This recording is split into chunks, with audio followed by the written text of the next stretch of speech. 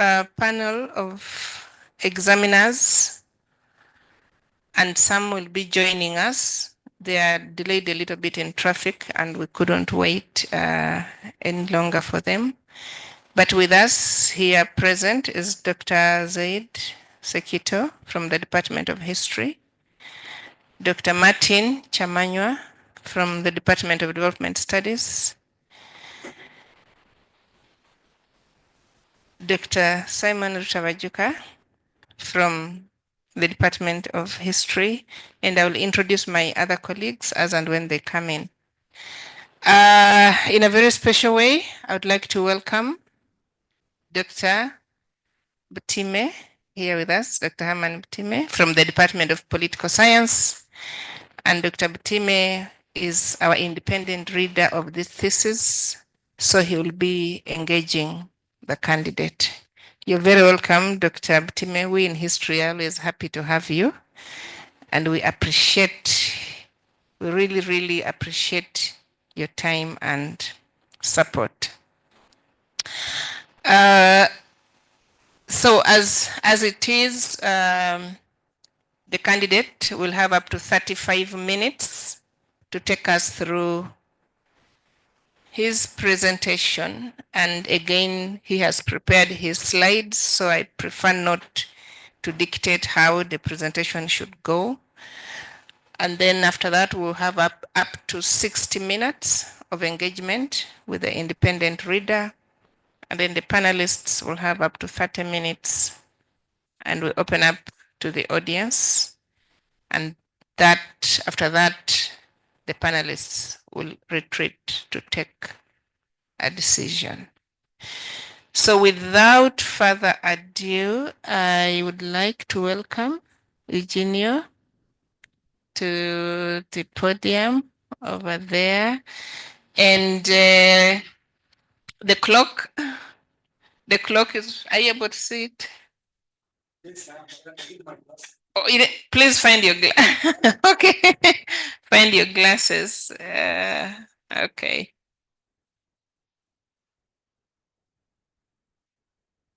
Okay, yeah. So as the candidate finds his glasses, again, colleagues, feel very welcome. And let's listen into Eugenio's presentation. So Eugenio, I was just saying that it's 30 minutes and it counts down. So when you see 28, don't think you're left with only 2 minutes. It will mean that you still have 28 minutes. Okay. All right. Thank you very much. And really, really good luck. Looking forward to this. Thank you, Doc. Yeah, thank you very much. As Doc panel lead, my name is Njoloma, and I am happy to be here in the company of my supervisors, Dr. Charlotte Mafumbo and Dr. John Baligira, who have taken me through this journey. So the topic of my study is politicized ethnicity and security in Malawi since 1964.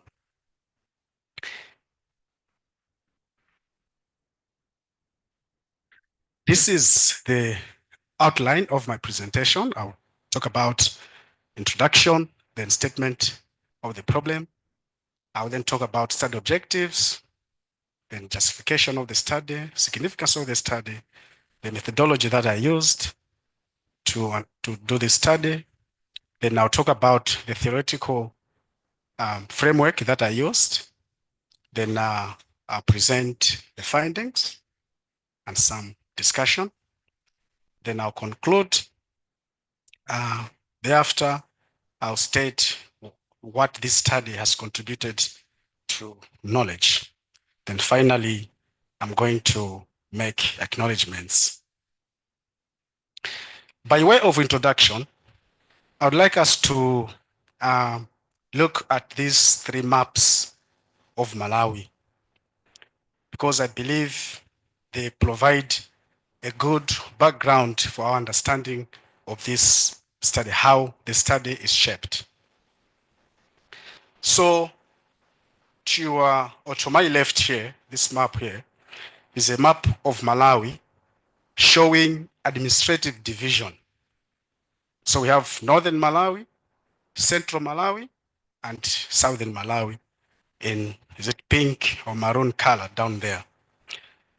These divisions were actually made during the colonial period, but they have remained very, very significant to the present day because they offer opportunities for politicians to mobilize, but also to compete for political ends. Something important that I can mention about these divisions is that politically, Southern Malawi has had 4 presidents of the 6 presidents Malawi has had. We have Bakiri Muluzi, Joyce Banda, and the 2 Mutharika brothers, Peter Mutharika and Bingwa Mutharika from the south. In the center, we have had Hastings Kamsbanda, the first president of Malawi. Then the current president, Lazarus Chakwera, comes from the central part of Malawi. There's no president who has held from the northern part of Malawi. The map in the middle there tells us about ethnic distribution. I think in the key there, it's a little bit faint, but those are ethnic groups that were listed by Rebecca too. If you look at the map there, you see that in the northern part of Malawi, there are over, okay, like on the key there, there's a list of 25 ethnic groups. In northern Malawi there are over 18 ethnic groups, few, about 4 or 5 in the center. Again, a little bit fewer in the southern part of Malawi. But although we have all these, a lot of ethnic groups like this, there are only 4 ethnic groups in Malawi that are significant. Significant for political mobilization, but also for political competition. And these are Yao, Lomwe in the south, then we have Chewa in the center, then we have the Tumbuka ethnic group in the north. Now, this is interesting because if you see, the north has a lot of ethnic groups, but I'm saying there's only one ethnic group, Tumbuka, which is very dominant there. And this is very important because Tumbuka has become an ethnic group under which all those ethnic groups that we are seeing there are converging. And this convergence of these ethnic groups is the work of colonial government as well as the Scottish missionaries through education, but also labor migration, but also the language that they instituted in northern Malawi, Chitumbuka language, to be the lingua franca of the region. So in the end, the Tumbuka ethnic group became the dominant ethnic group, and all the ethnic groups in northern Malawi converge under that Tumbuka ethnic identity. But this happens when they get outside the region. So in other words, the Tumbuka ethnic identity that's is understood to be applicable to all the ethnic groups in northern part of Malawi only applies when they get outside the regional boundary, the northern regional boundary. But when they're inside there, each and every ethnic group identifies by their own ethnic group. But it becomes important and interesting for this study that all those ethnic groups in northern Malawi converge under the Tumbuka ethnic identity when they get outside that regional, the northern regional boundary. To the far side there, that's a map of Malawi showing the 2 important divisions. So we have the cultural division, which is defined as Tumbuka versus Chewa. So as we'll see in the study, we'll see that all the groups as I've said, in northern Malawi are known as the Tumbuka. But now when you come down there, it's now, all the ethnic groups there are now labeled as Chewa. So there's that cultural divide between the two, between Malawi into Tumbuka versus the Chewa. But also there's a regional divide between the north and the south. So the central becomes silent, but it's combined in southern and central Malawi. But it's known as north and south. So say this is north and this is south Malawi. So you see that from what I've said, ethnicity is a dominant feature in Malawi. But if you look at ethnicity on its own, it's not really a bad concept. It's not a bad concept, but it only gets contentious when it has been invoked for political ends. Levi Zeleza, for example, has actually asserted this when he says this: ethnicity as an identity is not the problem. It acquires its disruptive poison through political mobilization in contestation for power and privileges. So when there are conflicts that are ethnic in nature, it's not always very important to say these are ethnic conflicts, they are occurring simply because of ethnicity. No, because if we do say that each and every conflict is ethnic in nature, is occurring out of inevitability, then this could mask important issues that we may actually fail to appreciate. For example, politicization of ethnicity is one of the important things that actually make or bring poison to issues of ethnicity. So in Malawi, this study is focusing on the politicians of Tumbuka ethnic identity, okay, who have deliberately politicized ethnicity. They have actually used ethnicity to assert claims that the Malawian state does practice ethnic favoritism and discriminates against the people of the north, the Tumbuka in the north. So the problem here is that since independence, Malawi has not experienced a serious or any violent ethnic conflict. But recently we see manifestations of ethnic animosities. And the problem is that it's the politicians of Tumbuka ethnic identity who are actually fueling these ethnic animosities. So evidence from other parts of the world do tell us or do show that politicization of ethnicity is responsible for instability in so many parts of the world. So politicization of ethnicity by these Tumbuka politicians has the potential to ignite a violent ethnic conflict in Malawi. This is what I'm calling the problem.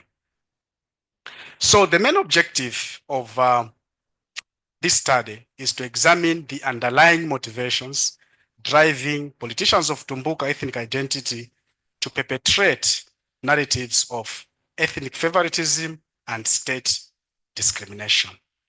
Specifically, I undertook this study to analyze the historical and political contexts that have shaped the foundation and the development of these claims. The second objective, I undertook to assess the basis of these claims. Why do they make these claims? And then finally, I undertook to evaluate the impact of these claims, specifically on ethnic relations between the Tumbuka and other ethnic groups south of northern Malawi.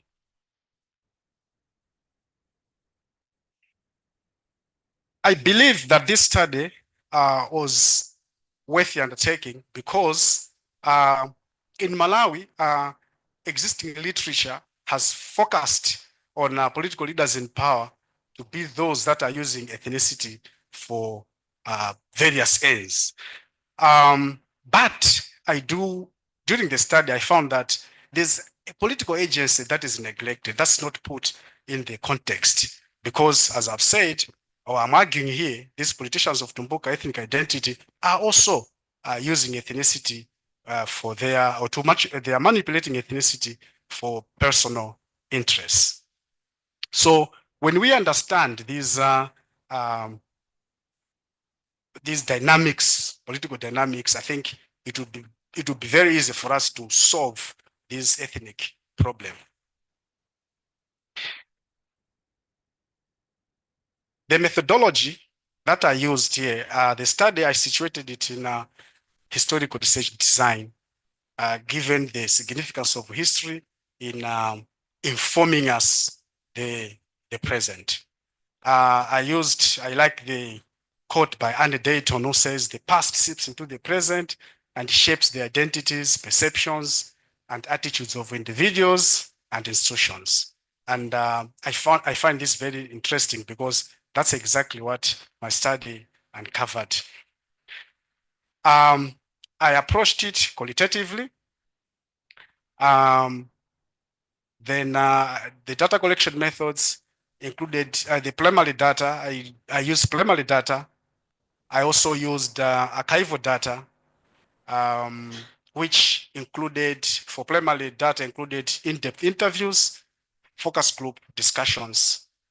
For in-depth interviews, I had to interact with, given the nature of the study, I had to interact with the former head of state.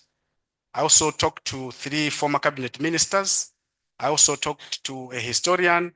I also talked to about 7 group village heads who are representing various areas where I went to do the study. I also used online data from WhatsApp, where I specifically joined 2 WhatsApp groups belonging to individuals of Tumbuka ethnic identity.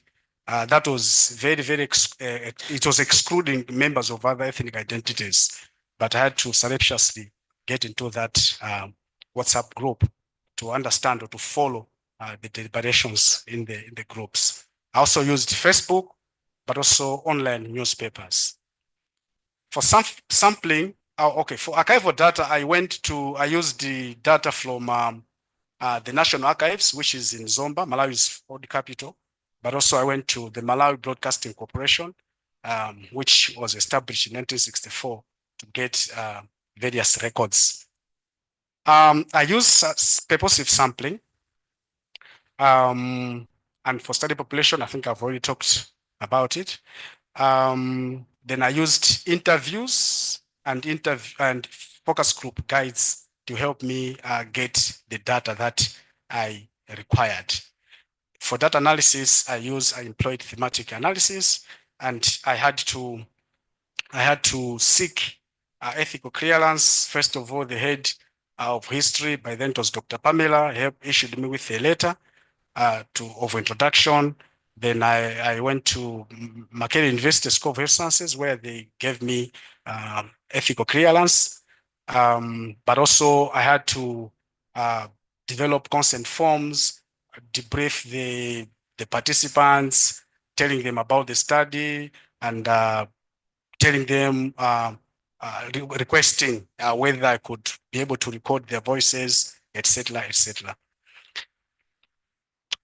So the theory that I used for this study is I situated the study within instrumentalism explanation of ethnicity. Why did I use this instrumentalism explanation? I used this instrumentalism because it is the only explanation that tells us that ethnicity is used as an instrument where those interested in political games or whatever use it for personal interests. So I found that this explanation gave me a good footing to explain this behavior of politicians of Tumbuka ethnic identity. But I had to shape this instrumentalism to discuss it, to give it meaning through the discussion of ethnopolitical entrepreneurship. So these politicians of Tumbuka ethnic identity are ethnopolitical entrepreneurs because they are politicians, but also using ethnicity to gain their political interests. But to understand this ethnopolitical entrepreneurship, I had to further use or employ rational choice theory. Because in rational choice theory, these actors are rational actors. They are using rationality, but also they are vested in self-interest. And as the study will show at some point, we'll see that somehow there's an invisible hand that that is showing in this study. I'm going to explain when I reach at that point that this is the sort of invisible hand that these politicians of Tumbuka ethnic identity are gaining from their claims of state ethnic favoritism and state discrimination. So to understand the behavior of these Tumbuka ethnopolitical entrepreneurs, I further had to understand a concept of ethnic mobilization. Ethnic mobilization where they have to organize around specific aspects of ethnicity. And in this case, mostly it's about language Tumbuka, but also certain customs. One important thing that these politicians are using to mobilize their co-ethnics, fellow Tumbukas, they are using the narratives of skewed resource distribution. And this is very important because if you see the narrative of resource distribution is mostly rooted in internal colonial policies. And in Malawi, you see that the southern part of Malawi is far much industrialized or developed in terms of infrastructure as compared to the northern part of Malawi. So these have actually said the presidents or the leadership that come from southern part of Malawi or central part of Malawi have discriminated this because according to them, to the Tumbukas or the politicians, they're saying that there's no development whatsoever in their region. So they are using the narratives of skewed resource distribution, but also there's an important, cornerstone in this ethnic mobilization of ethnic competition. And this is important because the Tumbuka, prior to 1964, they were very successful economically, professionally, and also economically. They're very, very successful. But now, through this ethnic competition understanding, we are now seeing that presently their feeling is that economic prosperity is now within other ethnic groups or the previously disadvantaged groups which were in the southern part of Malawi. Because for them, they are very prosperous, but come 1964, when Malawi attained independence, I think the tables turned. That's the belief that the tables turned. So ethnic competition here becomes also an important cornerstone in ethnic mobilization. Another issue there is about the ability of these ethnopolitical entrepreneurs to create a perception that they have been victims of injustice. And this has been throughout, as we're going to see in the findings. That's the belief that throughout, from 1964 to present, they have been victims of injustice. A further understanding of this instrumentalism and also the behavior of ethnopolitical entrepreneurs has been their ability to frame issues, which I'm calling grievance framing. So they are making issues, highlighting on certain areas that they believe when they do mention of that, it's going to give them a good footing, a good support. For example, they'll say the northern part of Malawi is does not have, for example, a lot of paved roads. This is done because we are from the north. The state does discriminate against us. So this is the theoretical approach that I used. So we come to the findings of the study. The first objective was to see the historical and political context that have shaped the foundation and development of these claims. Now, the first issue is to look at Hastings Banda's presidency from 1964 as the first leader. And they are saying, historically, the victimization of the Tumbuka is rooted in Hastings Banda's presidency. So there are four issues that I isolated that I'm discussing in my study. The first one is the cabinet crisis that barely after about 2 months after independence was on 6 July 1964. In early September, like on 4th September, the cabinet disintegrated. And the explanations that are given in the cabinet crisis, scholarly explanations, are that Hastings Banda disliked cabinet members who were of Tumbuka ethnic identity. So there are four cabinet ministers of Tumbuka ethnic identity by then. And they were basically, they looked to be powerful. So they say, no, Hastings Banda disliked these members. That's why he had to make sure that all of them are chased away, or the cabinet, or they are expelled. Because others were expelled, others had to resign in solidarity with their colleagues. So the explanation given, as I've said, is that Hastings Banda disliked those politicians, the cabinet members who were of Tumbuka ethnic identity. But when you look at it critically, you see that the real explanations for cabinet crisis, including one given by one of the members who were expelled, were based on policy.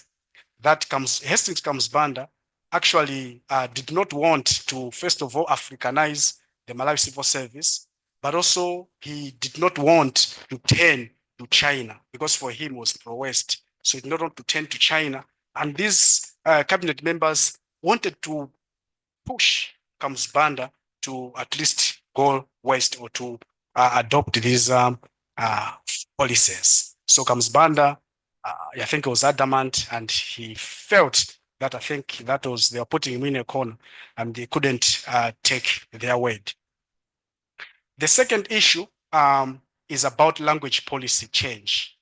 Tumbuka language since 1942 had been made a national language alongside Nyanja language. So it was made national language simply because the Tumbuka had insisted that this is our lingua franca, and it had to remain. And the support that they got the support for that from the Scottish missionaries, who said, no, we have done a lot here in northern Malawi, so you cannot change Tumbuka. You cannot do away with Tumbuka to remain with Nyanja language.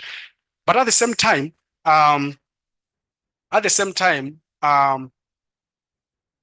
the colonial government also said, no, I think it's better that these people do not have one common language. So let's have two languages. So Tumbuka alongside Nyanja language. All these made Tumbuka to be to gain prominence. So when Banda came into power in 1968, that's when the language policy changed, when the convention decided that Malawi had to have one language, Nyanja language. And they said, no, let's not call this Nyanja language, but we have to call it Chichewa. So when the convention endorsed that, the Tumbuka said, no, I think this is another, I remember one scholar actually called it cultural violence, because they are changing, or they are removing Tumbuka as the national language. But looking at it critically, you see that Hastings Banda was trying to achieve national unity by use of one language, which was common in other countries in Africa by that time of independence. But also there were changes in the education sector, the quota system. He introduced quota system. Why? Because there was a belief that the people of Tumbuka ethnic identity were actually trying to infiltrate the system, trying to dominate the system, so that future jobs, etc., should be taken by them, should be controlled by them. Another explanation is about the transfer of government seat from Zomba to Lilongwe, where they're saying Kamusbanda shifted the capital from Zomba to Lilongwe simply because Lilongwe is in central Malawi, which is his home place. So those explanations are given regardless of other explanations. For example, that Lilongwe is in central part of Malawi, which provided equidistant to those in the north and those in far south. So my argument here is that Hastings Banda pursued those 4 policies because he wanted to achieve ethnic parity. It was not for selfish intent or motivations, or that he disliked the Tumbuka per se, but for him wanted to achieve ethnic parity because the Tumbuka had dominated a lot the Malawi's economic and political landscape that time. So to show this, I'm using this quotation here saying someone, a research participant, said that, you know, all positions in Malawi that time belonged to people from northern Malawi. And when recruiting, they went for qualified who turned out to be people from the north. This is why and how we practice nepotism. So I am in Blantyre, which is in southern Malawi. I am educated. A co-ethnic from the north is seeking employment, and he or she is qualified too. I am the employer. I cannot employ anyone else more than my fellow Tumbuka. Mind you, it is Kumwera, that's southern Malawi, where people get employed. So a lady like this one goes to look for employment in southern Malawi. You see, we the Tumbuka are united. I will say, oh, you have come for work. Okay, I work at such a company and we are recruiting on such a date. I automatically recruit her. I cannot sideline her because she has come from very far. It is better I sideline you, a southerner, because you live within the same region. You cannot even foot. You can even foot to your home place. Yet the northerner cannot foot from his or her home to southern Malawi. And this also shows the solidarity that these people of Tumbuka ethnic identity have had when outside their region. But also, after 1994, when Malawi gained multi-party democracy, there have been factors that the Tumbuka politicians have reacted, that have shown that they have believed that the Malawian leadership has practiced ethnic favoritism. So cultural heritage associations, for example, where political leaders in Malawi, for example, Bingwa Muthalika and Peter Muthalika, literally created an ethnic Mulakwa Lomwe, which is a heritage association. So they created it and they became patrons of that heritage association. To present, they do that. So when they are leaders of the state, they could use, for example, resources meant for the country, for the state, and that gave an impression that the leaders are using heritage associations to further the the cultural interests. At the same time, there have been evidence showing that people have converged under these heritage associations to push for their maybe employment opportunities, etc., etc. And this has actually given a belief to the politicians of Tumbuka ethnic identity to say that the Malawi, the leadership of Malawi is using cultural heritage associations to advance their ethnic interests. Another issue is the quota system, where the Bingwa Muthalika government imposed quota system for admission. Why? Because he believed that people of Tumbuka ethnic identity, just like during the time of Hastings Kamusbanda, they were actually favoring themselves into the education system, and this helped them to have an advantage over others in terms of during employment and labor-related issues. Again, on resource distribution, there have been claims that public appointments are made on ethnic lines, and also critical infrastructure development has also been cited. But here, I want to show issues that I isolated from institutional reports that show these claims on infrastructure development. So, for example, poverty incidences there, food security, public cash transfer, residential attributes. So, what we should be looking at is the bar in green. The bar in green is for the north. Is it orange is for the center, for central Malawi. Then the one in gray is for southern Malawi. But if you look at these, like poverty incidences, you see that it's southern and central Malawi that are severely hit by poverty. Similarly, food security, northern part of Malawi is food secure, unlike the two other regions. Public cash transfer, direct cash from government. You see that northern part of Malawi received the biggest chunks of cash transfer. Similarly, residential attributes, you see that northern part of Malawi is better off in terms of those forms of infrastructure. Similarly, health well-being, the north is on top. Share of population per one health facility, the north is far much better. Basically, in most of these infrastructures, we see that the north is faring far much better. So what are the basis of this ethnic favoritism and state discrimination claims among these politicians? So the finding here is that all this is done for personal interests. And this is evidenced by their apparent hunger for political power and personal glory, seen in their enormous political nomadism, but also they do sort of criticize when at a distance, when they are not very close to the leadership in power, but when they come close to them and they are getting something from them, they stop to criticize. Again, there's absence of a unified voice among the Tumbuka politicians that not everyone from the north agrees with these politicians. But also, there's ambiguity and a tendency to transpose between two contrasting settings. So first of all, there's lack of clarity on specific issues. So they'll just say the leaderships of Malawi are sidelining or discriminating against the people from the north, but on which issues they'll not be they will not be spot on that.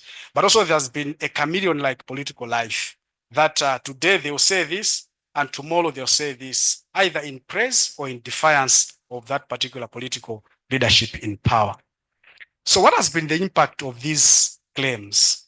So the first impact is the creation and promulgation of xenophobic and genocidal attitudes. And these have resulted from the realization among the people from the southern and central part of Malawi that there's no real basis about these claims. So instead, there have been a lot of jibes that have been made to the people from the northern part of Malawi, others insinuating that you have to leave this part, you have to take your house that you built, for example, in Blantyre or Lilongwe, take it to northern part of Malawi. We are going to kill you here. We are going to inflict xenophobia on you. So this has been an ongoing thing that is evidenced, especially on online platforms. But also there's been the creation and nurturing of the Malawian identity among the Tumbuka. And this is seen through the quest by them to seek self-determination. And presently, there's this issue of federalism, trying to push for a federal system of government. And the other radical politicians, like Nzomela Ngwira, who is among them, has actually asked for secession, say, no, we have to secede from Malawi because Malawian governments or states do not count on us. And all these are corroborated by other study participants in the areas where I went to collect data. But something again, another impact is the shaping of elitism among the Tumbuka, that there's been that elite formation. And these people are coming together through WhatsApp forums. And I've been able to follow and see that they are trying to push for recognition. And I consider this to be some sort of class struggle because all of them are a working class category. Teachers, engineers, administrators who are coming together and to try to push for this recognition. But the problem is that when they are pushing for all this, there are a lot of tribalist sentiments that they are making in their deliberations. And this makes it or sows some danger to ethnic relations in Malawi. So in conclusion, I would say that claims of ethnic favoritism and state discrimination have resulted from the politicians of Tumbuka ethnic identities' desire to manipulate ethnic identities, but this is for their personal gain. But the problem is that they are actually funding these societal divisions in Malawi. So this calls for a deeper reflection to look at these dynamics in order to address or to see the real basis of these ethnic animosities in Malawi, the claims that these politicians of Tumbuka ethnic identity are making. So the contribution to knowledge of my study is that I believe that this study challenges that the dominant narrative that has always portrayed Hastings Banda to be really ethnocentric, very discriminatory, especially to the people of the North, the Tumbuka. So in the study, it is possible to see that Hastings Banda was doing all this for him to at least achieve ethnic parity. But also the study challenges existing literature which fails to acknowledge tribalistic and nepotistic tendencies among the Tumbuka. But this literature does lay a lot of blame on the leaderships for being disinclined towards the Tumbuka. So I acknowledge my supervisors, Dr. Charlotte and Dr. John Baligira, the history department, for being a very good and helpful department. The mentorship in there has been superb, but also the Dean, the School of Liberal and Performing Arts for the usual guidance and assistance. CHUS, the college that I joined through the Gelda Henkel Scholarship. In a special way, let me acknowledge Dr. Edgar Nabutani and the entire coordination office, Duncan and Esther, who have been solidly behind us, our cohort. I also want to thank my colleagues. I'm seeing a number of them online. We have Simon right in here, Dr. Simon Masiga in here for the usual support and encouragement. He has been so encouraging, pushing us. Every time he does something, he pushes, and we get a lot of support from him. I also want to thank my family, especially my wife, Helen. I'm sure she's online. She said she may not attend for, but I'm sure she's online. I came here when she was about, I think she was left with about 5 days to deliver. So I came here, yeah. So she was so courageous enough to let me come here and do my studies. So I think I have to dedicate this work to her. She has been so awesome. And I also have 3 kids. They have been so supportive. Every time we have video calls, they have been saying, Dad, we show the best every now and then. So thank you very much, everyone. I thank you all. Thank you.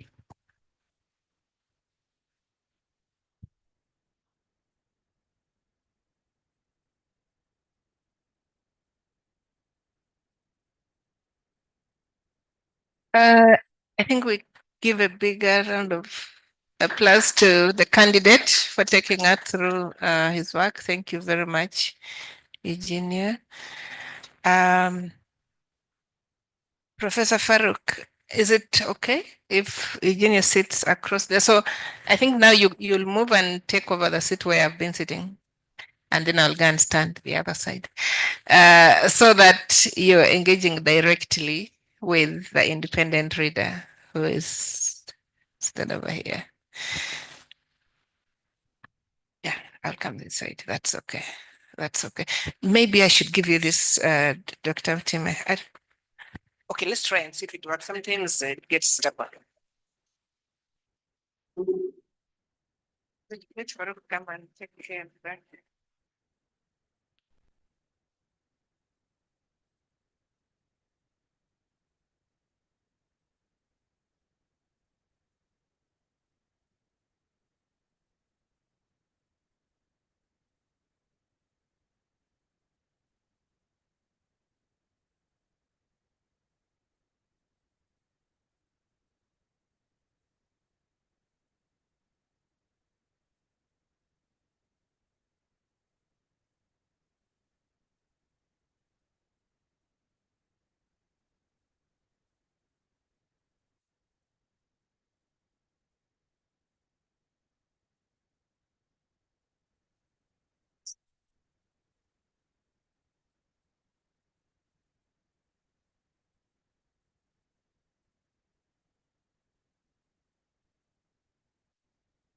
Good afternoon, Eugenio. Good afternoon, Doc. Congratulations on this milestone in your academic career. Thank you. Welcome to the interaction. Thank you. Now let's begin by focusing on your abstract. I think your abstract is well written. You write very clearly. Your research aim is clear. You're interested in understanding the basis for the claims advanced by Umbuka politicians related to marginalization by the state of Malawi. So that's very clear. Two, in your abstract, you are also very clear in terms of stating your research approach. You have also mentioned your theory, instrumentalism. Unfortunately, in your abstract, you have not been as elaborate as you've been in your presentation in stating the key assumptions underpinning instrumentalism. So this is something you could think of adding in very brief terms in your abstract to complete what is generally a good section of your dissertation.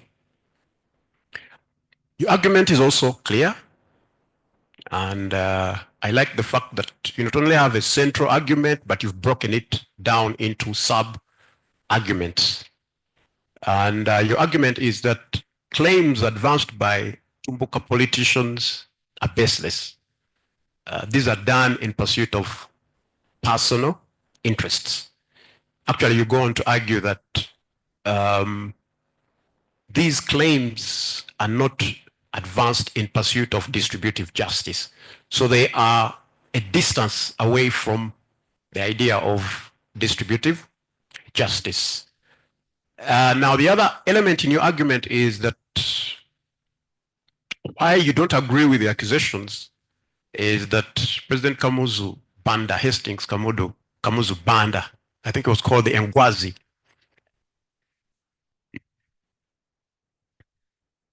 Yeah, so in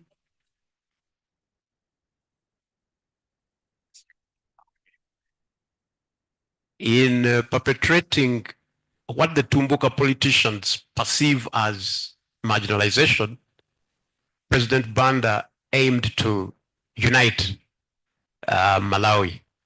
That's the sub-argument in your argument. Though I have some issues with that, we shall sort that out as we go along. Okay, but I like the fact that you have a central argument, you've broken it down into sub-arguments, and these elements are clear. As to whether I agree or don't agree with these aspects is another thing, which we shall have a conversation over. But definitely credit that you have these well written. Now, the other aspect of your argument is one where you say that the problem arises in the post-Banda era, when the political landscape is liberalized. So this is when the politicization of the ethnicity begins. Again, that element in your abstract comes out very clearly. You then also list the consequences of this phenomenon, the politicization of ethnicity. Number one, you have an increase in xenophobia targeting the Tumbuka. Two, you have the emergence of Tumbuka elitism. And then three, you have the emergence of an un-Malawian identity. So generally, I am of the view that the abstract is clear, it's well written, it has all the essential elements. What you need to do is to add a bit of the elaboration that you did during the presentation regarding the elements of instrumentalism. That is the ethnopolitical entrepreneurship, grievance framing, I've forgotten the other, but you did mention them. So this should be added to your abstract in order to make it complete. But by and large, the abstract is a good section of your thesis. So I will not ask you to comment because we have to keep within the time frame. Let's move on to chapter 1, which you refer to as your general introduction. So in this chapter, you do a number of things. Number one, you link the claims advanced by the Tumbuka to politics. That's one thing you do. Two, you define and operationalize politicized ethnicity. Three, you define and operationalize community security.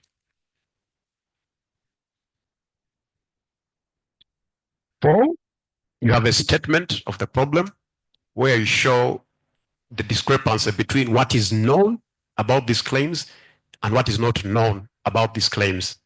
I must point out, though, that in the dissertation, in your thesis, you present the statement of the problem better than you did in your presentation. So, but since I am examining you mainly on the basis of what I read, so I'll again let you off the hook on that one, okay? In chapter 1. Now, the research objectives are also well laid out. Number one, you are examining claims by the Tumbuka that the state of Malawi has been marginalizing them since 1964.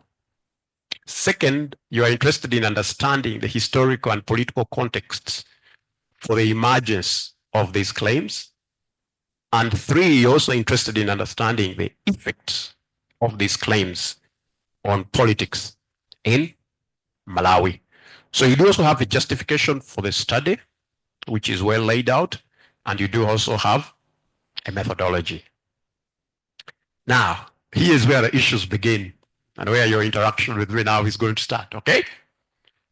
Shortcoming number one, you have acknowledged that claims by the Tumbuka are connected to politics. And in your literature, you cite the works of Zeleza, Noli, and others. Now, my question then is, if there is a connection between the claims and politics, why doesn't your study begin with an operational definition of politics?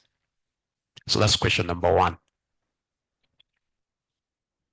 Question number two, you competently engage with the idea of human security. Actually, you do it very well. You show how previously in international relations, the focus was on state-centric security. Then there was a shift in the discourse to what is now known as human security. And I must admit, you do that very well in your literature review. But now what is very bizarre is you attribute your critique of the state-centric school to the wrong man. You accuse Barry Buzan, who is actually responsible for the shift in the paradigm from state-centric to human-centric. So you accuse him of providing a state-centric definition. But the fact is, he was citing that definition as a basis for his works on the shift in the paradigm from state-centric to human-centric. So why are you attributing problems to the wrong actors? So that's issue number 2. Then issue number 3, your research methods don't begin with a discussion on the philosophical foundations of inquiry. I didn't see any debate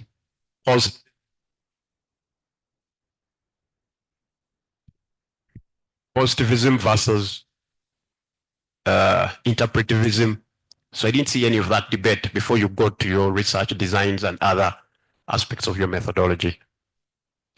And then on the issue of ethics, would it be wrong for someone to accuse you of being a mole? You, just to quote you, you said you surreptitiously became a part of the Tumbuka WhatsApp groups, the Northern Political Bloc, and the Voice of the North. Would I be wrong to accuse you of being a mole? So Eugenio, very, very briefly, because we want to keep within the time frame, just provide me precise answers to those questions that we move on to chapter 2.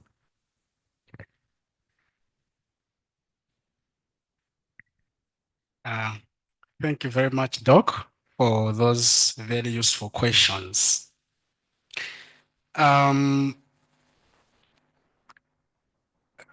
begin with your first question, to say why did I not define politics? Honestly, it did not occur to me that I should define or start to define this, to use politics. I think it's because of where I am situated. So in my view, I said, okay, fine, it's an interdisciplinary study, yes.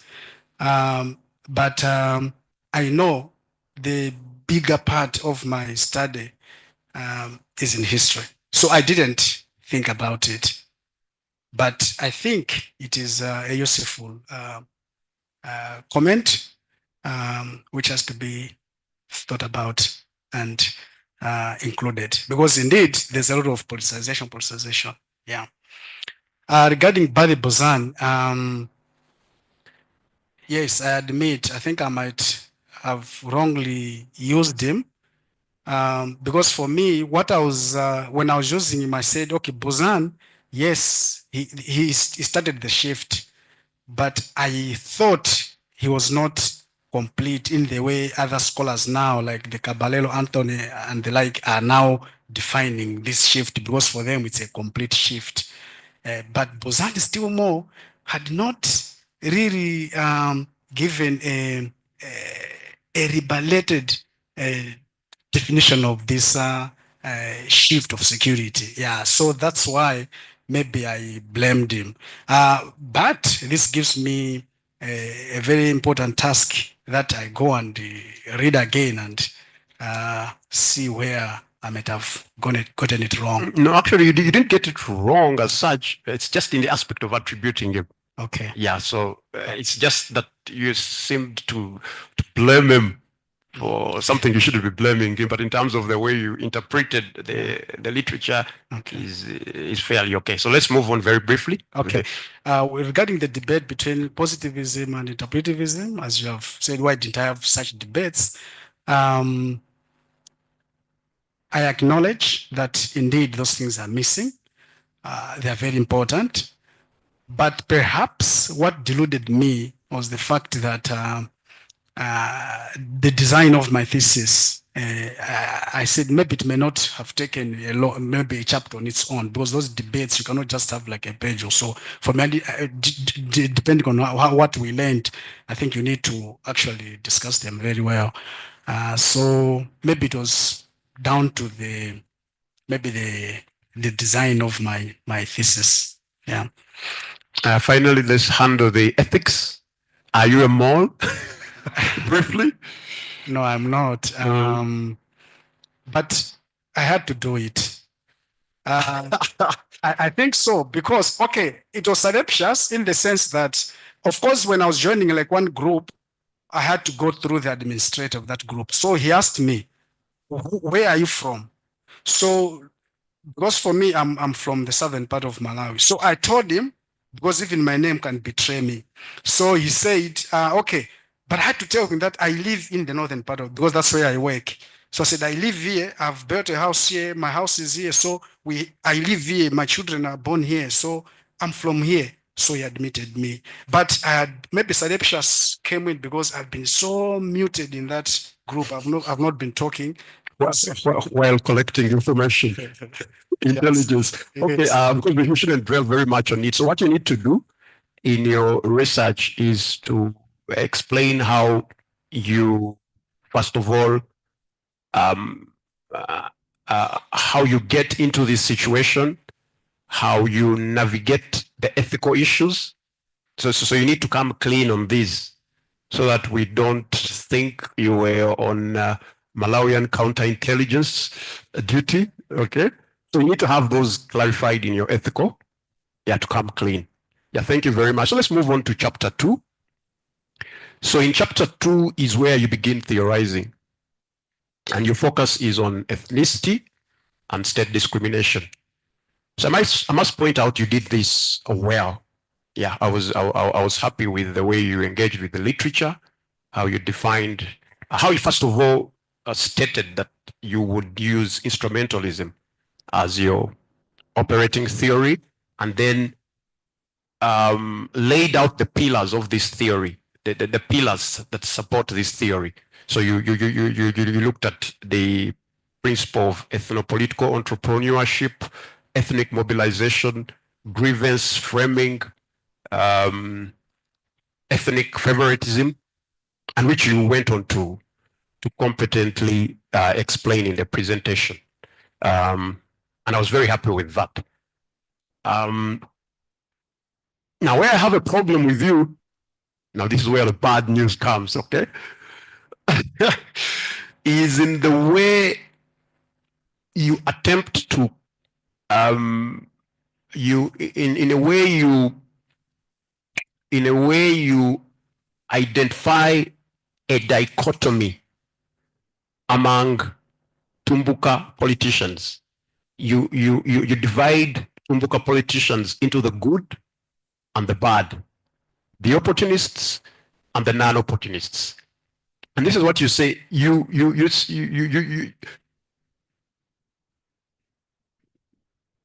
divide the Tumbuka politicians into those that are engaged in ethnopolitical entrepreneurship or opportunism, and those who are not. Now, I find that surprising because your assertions ignore the principle of free riding.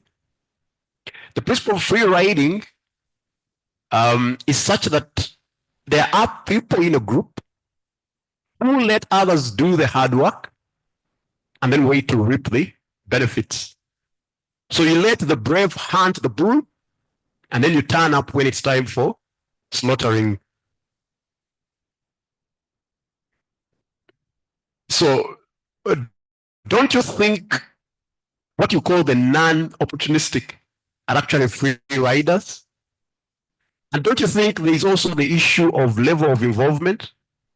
So those who are instrumental in demanding for the rights of the Tumbuka are actually the leaders. And those who seem to be non-opportunistic are actually the led or the free riders. So very, very briefly. Okay, thank you very much. Eugenio? Thank you very much, Doc, for this question.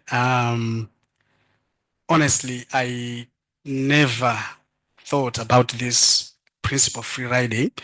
Why? Because when I was looking at this study, devising this study, I had in mind politicians that are frequently, who frequently make these claims. And these politicians are not even more than 10. And they're politicians who have being, for example, political party leaders, others own political parties, others have been vice presidents, and they carry a lot of weight. Others, yes, they could be free riders. Yes, on that one, yes, I admit I had not thought about it. But when I was devising a study, as I've said, I was focusing on these very few politicians, given their weight in Malawi politics. Yeah. Okay, thank you very much, Eugenio. But definitely, it's always important to understand group dynamics within groups, whether it is in the in group or in the out group. You always have the issue of level of involvement. You have those who are leaders, you have those who are cadres, you have those who are simply sympathizers. They're all united by the same cause, but the level of involvement is what determines whether someone will make more noise, less noise, or no noise on a matter of interest. And then there's also the issue of free riding. Okay, when it's time for hunting the bull, you hide and let the brave confront the bull. Then when the bull has been subdued, you all turn up, okay, to slaughter it. So there's always also that principle. Okay. But let's move on to chapter 3. In chapter 3 is where you focus on the foundations of state discrimination against the Tumbuka. And the historical period you focus on is 1964 to 1994. Malawi under the Nkwazi, President Hastings Kamuzu Banda. And again, you write very well in this chapter. The key issues you touch in this chapter are, number one, you show the emergence of the Tumbuka identity. You explain the migration streams from Tanzania. Actually, I didn't know that that you have Ngoni in Malawi and in Tanzania. So I found that very, very useful. So you show how the Tumbuka identity configures, and it was very helpful that you had maps to show us the heterogeneity of northern Malawi, but also the dominance of the Tumbuka among the many ethnic groups in northern Malawi. So you do that very well. And then you also go on to explain the 4 pillars that are at the center of accusations of marginalization of the Tumbuka. And that's number 1, the cabinet crisis that led to a cabinet reshuffle, that led to the expulsion of Tumbuka politicians, but also politicians from other parts of Malawi. That's also something that we did not forget. Then the second pillar of the accusations is change in the language policy from Chitumbuka to Chesewa? Yeah, Cheshewa. And then 3, changes in the education policy, the revision of the education quotas, okay? And then 4, the transfer of the capital from Zomba in the south to Lilongwe in the center of Malawi. So that's well explained. I wouldn't have really much of a problem. Now, where the problems begin is in the way your argument begins to wobble at this stage. Your argument begins to shake. How? Number 1, you are telling us that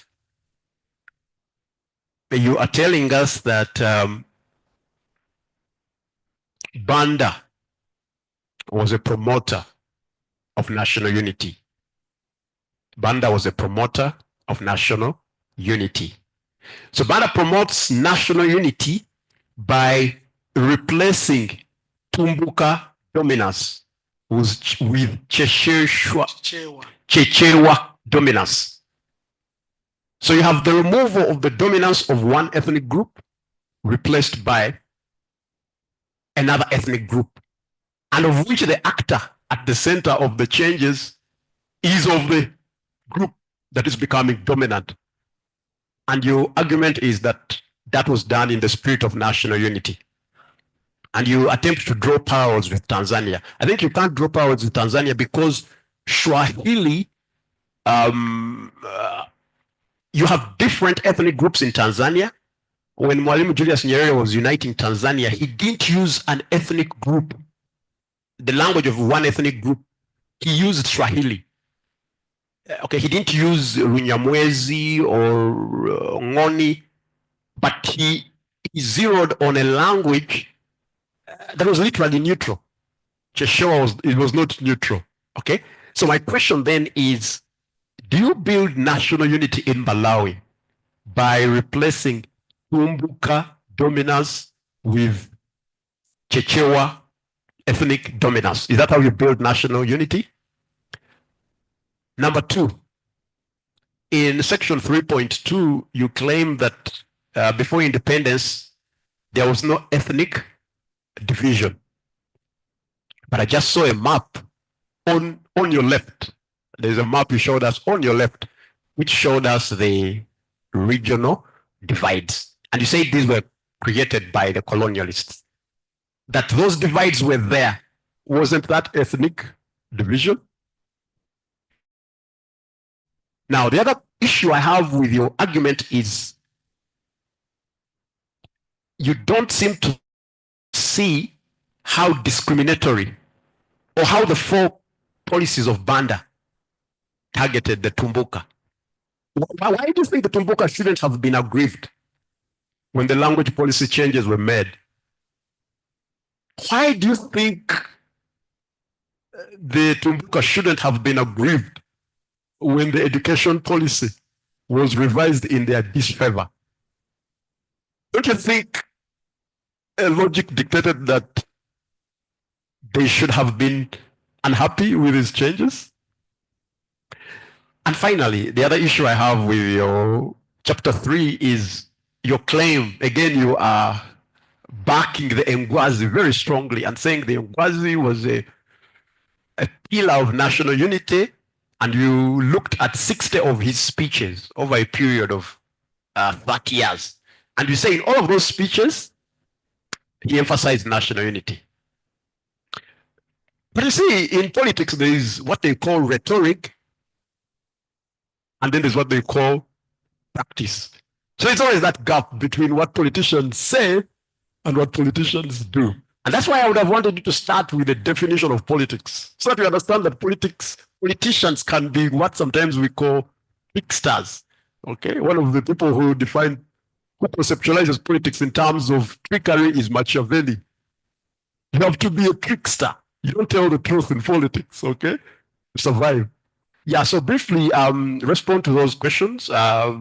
Eugenio, number one, can you build Malawian national unity by replacing Tumbuka dominance with Chechewa dominance? Two, they're just trying to summarize them up for you so that you understand them clearly. Two, is it really true that Malawi was not ethnically divided before independence? And three, don't you think the majority of these policies under Banda targeted the Tumbuka, and the Tumbuka had a right to respond? And finally, don't you think there is a gap between political rhetoric and political practice? Thank you very much, Doc.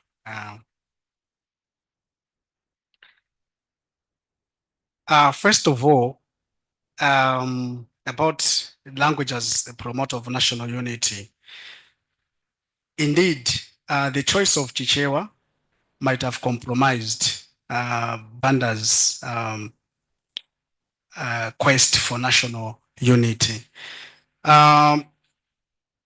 When I was looking at this issue, I considered that Malawi is linguistically plural because each and every ethnic group has their own language. And but still more, before this bringing in of Chichewa, which is the Hastings Banda's language,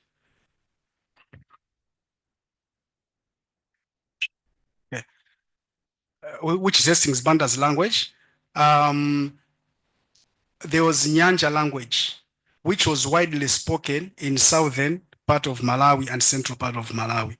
And the Chitumbuka was a language that was spoken by a very, very few people, actually the Tumbukas themselves. Because even in the north, as you saw the ethnic mosaic that I showed, each and every ethnic group there has their own language.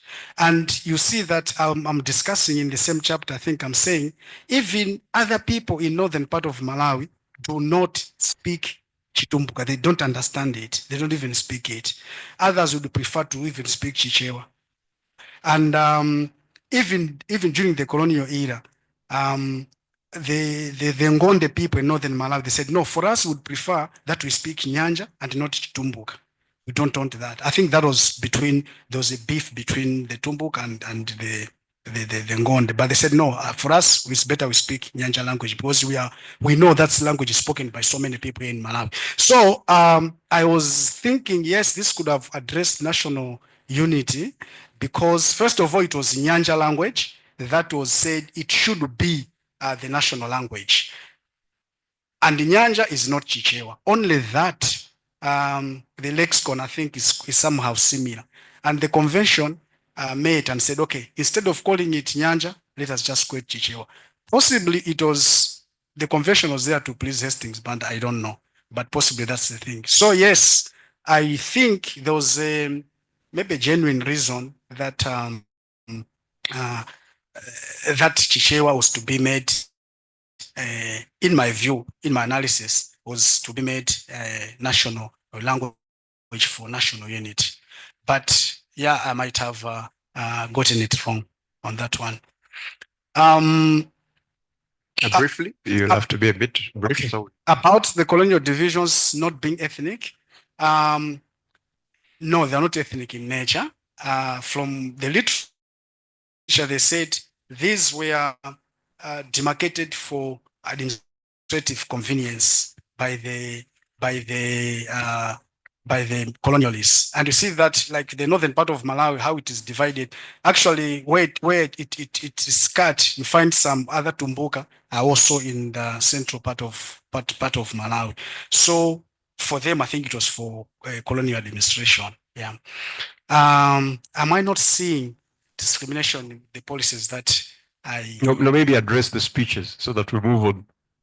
You wanted to add a point on? Sorry? You wanted to add a point on what? I wanted to go to your third question. Okay. That why am I not seeing discrimination in Banda's, the four policies that are there?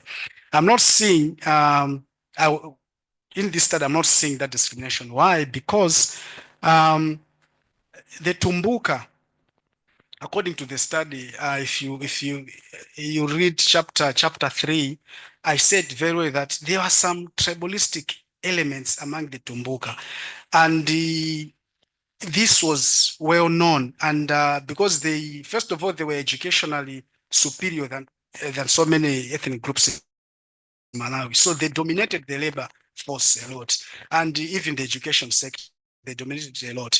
So I believe Hastings Banda tried to break this dominance, because the dominance is not bad. Being educated is not bad. But now for them, they wanted to build what I can call a membrane that only the Tumbukas have to find themselves doing very well. Remember, there was nothing in the northern part of Malawi that was of significant economically. So they were all moving towards southern part of Malawi. And it is in southern part of Malawi where their only economic activity, like labor migration to southern part of Malawi and to Zambia, Zimbabwe, and South Africa was happening. So for them, they wanted to form that membrane so that they preserve those economic interests. Okay, briefly on the speeches.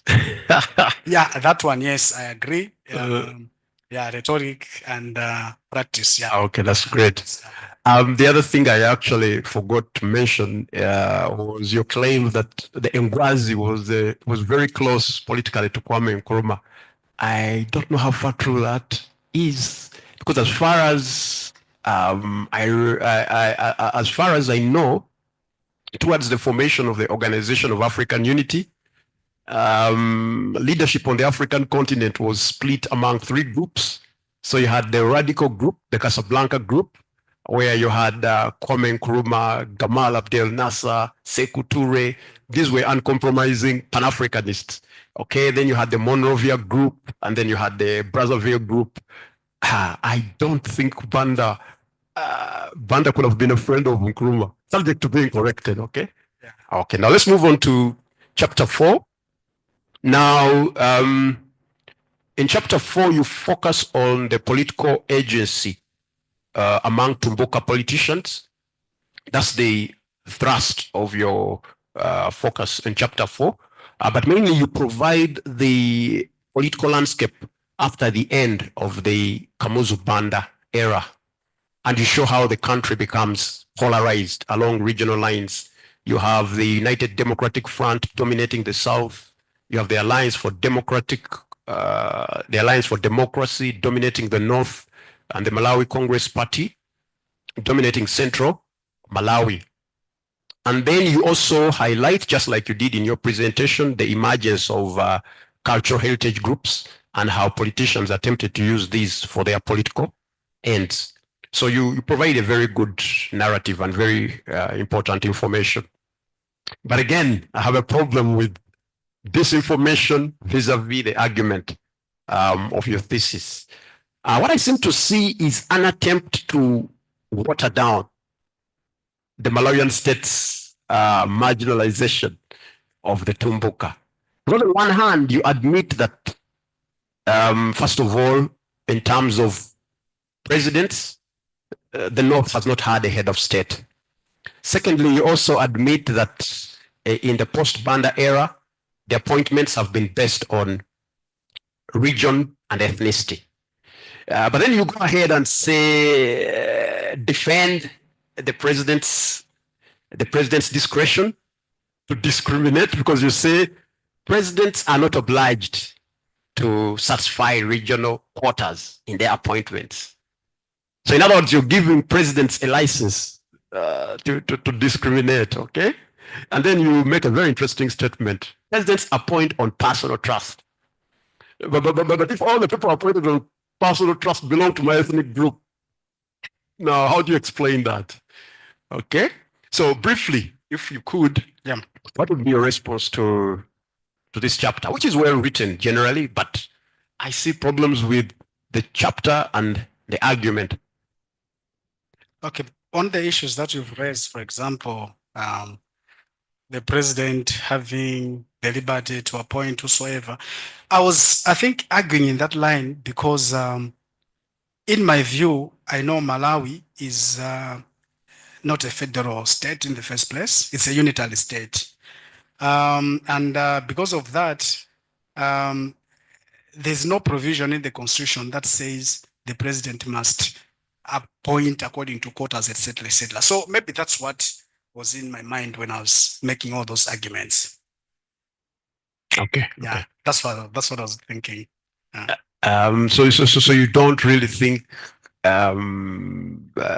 this was an attempt to pour cold water on the claims of marginalization? It could be. Okay, thank you very much. So let's move on to chapter 5. Now in chapter 5, you, I think, continue building your argument. The argument that you advance in chapter 4, you attempt to consolidate in chapter 5. Because in chapter 5, you are examining the basis for ethno-political entrepreneurship. Actually, in plain terms, you're looking at the political opportunism of Tumbuka politicians, or their use of ethnicity to advance their political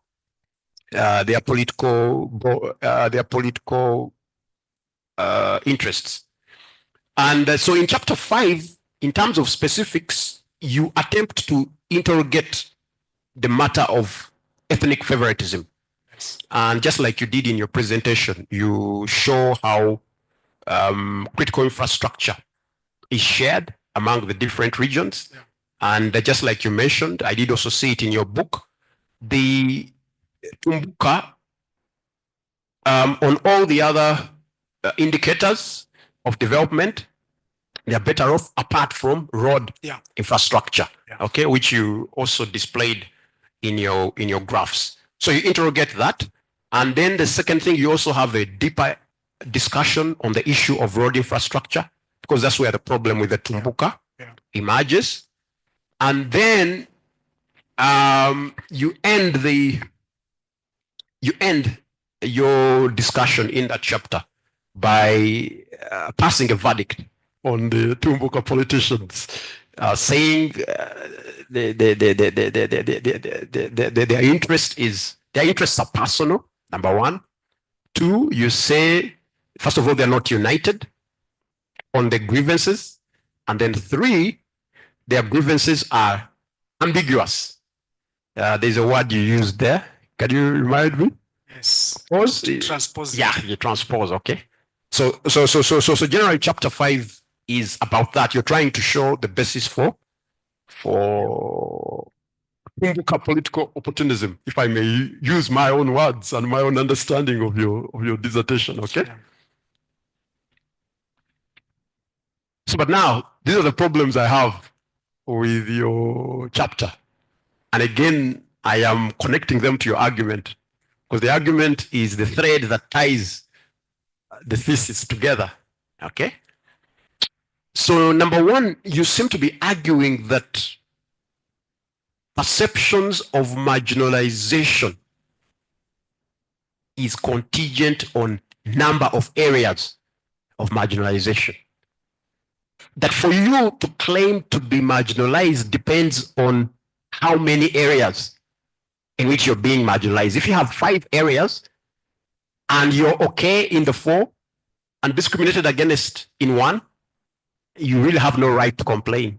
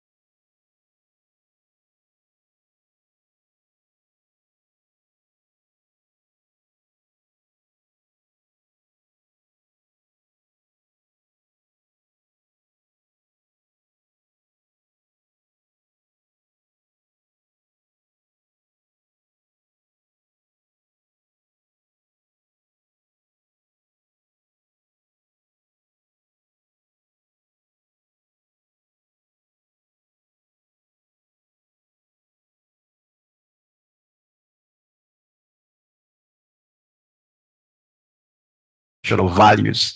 The Marxists conceptualize politics in terms of capitalists exploiting labor. So you have contested understandings of politics. So, but like I've said, credit be given to you, you did, in terms of attempting to theorize and theorize very well. I think you did very well. I enjoyed the theoretical part of your dissertation. So your argument begins shaking and wobbling as we get into the chapter 3, 4, and 5, okay? So let's move on to chapter 6. So in chapter 6, you consider the consequences of this Tumbuka ethno-political entrepreneurial behavior. Okay, so this is where you look at the effects of the behavior. And again, you state and explain well the effects.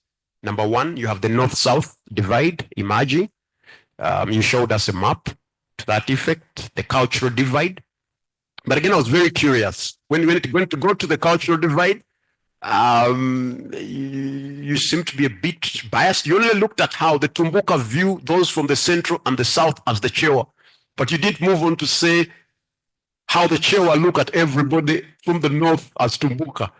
And yet you have a heterogeneous landscape. Okay? This is why I wanted to ask, are you a mole? But that's the light one, okay? That's just the light one, okay? Then also in chapter 6, you also look at the xenophobic tendencies, the creation of an Malawian identity. Essentially here you're looking at the possibility of secession. And then finally you also discuss the emergence of elitism among the Tumbuka. Again, you lay this out quite well. Again, where I have the problem is in how the argument connects. It doesn't tie in very well. The other problem I also have is in your attempt to insinuate that these tensions are on the verge of genocide. While I agree you have elements of xenophobia, but I don't seem to think you have a situation that has moved from xenophobia to genocide, because genocide is quite a very serious matter.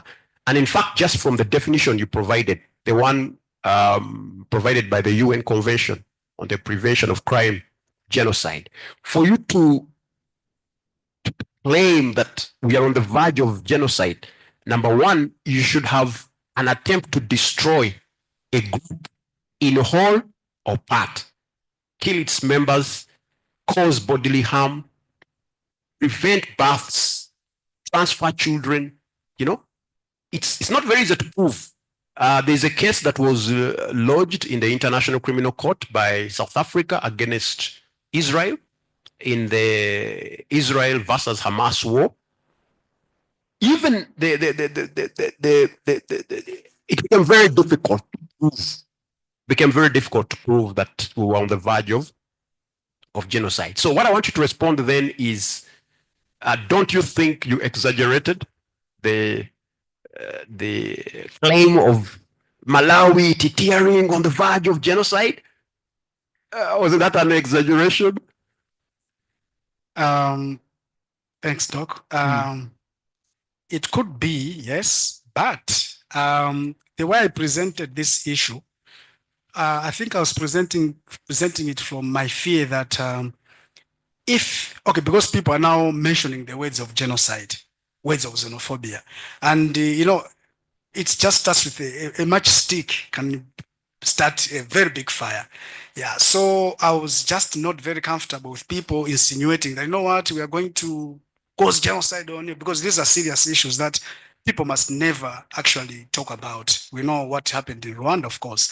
So by mentioning these things, addressing them to the Tumbuka, I think I felt that was bad. So I think the presentation of that issue was basically about trying to say, I think we don't have to be talking about, Malawians don't have to be talking about these things, because these things are very harmful. That's why in the thesis there, I go to give examples. See, like xenophobia, what happened in South Africa, what happened in Rwanda with genocide. These are serious issues that must never be actually talked about, because as I've said, it starts with a matchstick and cause a very big fire. Thank you very much, Eugenio. I think also what you also need to think about on matters of xenophobia and genocide, and it's the relationship of those things, the relationship with the connection between those things and what has emerged as hate speech. Okay, when does hate speech translate into, when does hate speech become the match? You say the matchstick that ignites the bushfire. Okay, so there's also a need to interrogate that matter. That where do you have a draw? Where do you draw a line between hate speech? First of all, free speech. The transition from free speech to hate speech to xenophobia to genocide. See, you have a trajectory. Okay, so it's also important to interrogate that. Okay, thank you very much. Conclusion, chapter 7. Again, I like the fact that one thing I liked about your thesis, you maintain your argument. While I have issues with the argument, at least I can commend you for keeping track of your argument. You don't lose sight of your argument, even where you might have some flaws, but you maintain the argument. And that's really, for me, very important. So again, in your chapter, you again state the key elements of your argument, and you argue again. You dress the Ngwazi in very flowery colors. He used to love dressing up in very flowery. He had those flowery girls singing his praises. So you follow up in this tradition. You dress him up in very nationalistic colors, and you say he was interested in ethnic parity and national unity. And then you also say that the problem begins with the post-Banda era. The post-Banda era. Actually, one mistake you need to correct in your dissertation is when you talk of post-democratic. I think it's I think you must have been something that you must have maybe, I don't know, something that you forgot. Maybe you might have meant post-Banda, but not post-democratic. Because post-democratic would mean, but we are now we would imagine that in Malawi is now in the phase of multi-party democratic dispensation. So I think that's an error you need to correct. Okay. So in your conclusion, you come out very clearly, again restating your argument. Number one, you think Banda was a nationalist. Number two, you think the North becomes a problem when there is a liberalization of the landscape. And that becomes, but one thing I also don't understand is why you on one hand accept that problems begin with the post-Banda leaders politicizing ethnicity, and then the Tumbuka react. So why do you think the Tumbuka should not react? That's something I don't understand. Any human being, even animals, when you wrong a creature, it reacts. Okay, I don't know why you think there are species that should stomach oppression. Okay, so yeah, so you state the elements of your argument well in the conclusion, and again you make some claims which I have problems with. That number one, the politicians of the North are hungry for power.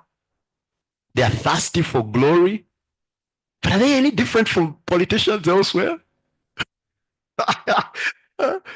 And where do you draw the line between the personal interests of a politician and the collective interests of the group? Because politicians are very clever. They will always connect. They will mask their personal interests and project the collective interests. All politicians want political glory. They never want to... I'll stop there, okay? Okay. Then the other issue I have is, why do you think it is the claims by the Tumbuka that have led to the social fragmentation of Malawi, and not the marginalization of the Tumbuka that has led to? Why do you think? Because you seem to claim I think your implications, and again I thank you for having a section on implications for your study. So one of the implications for the study is that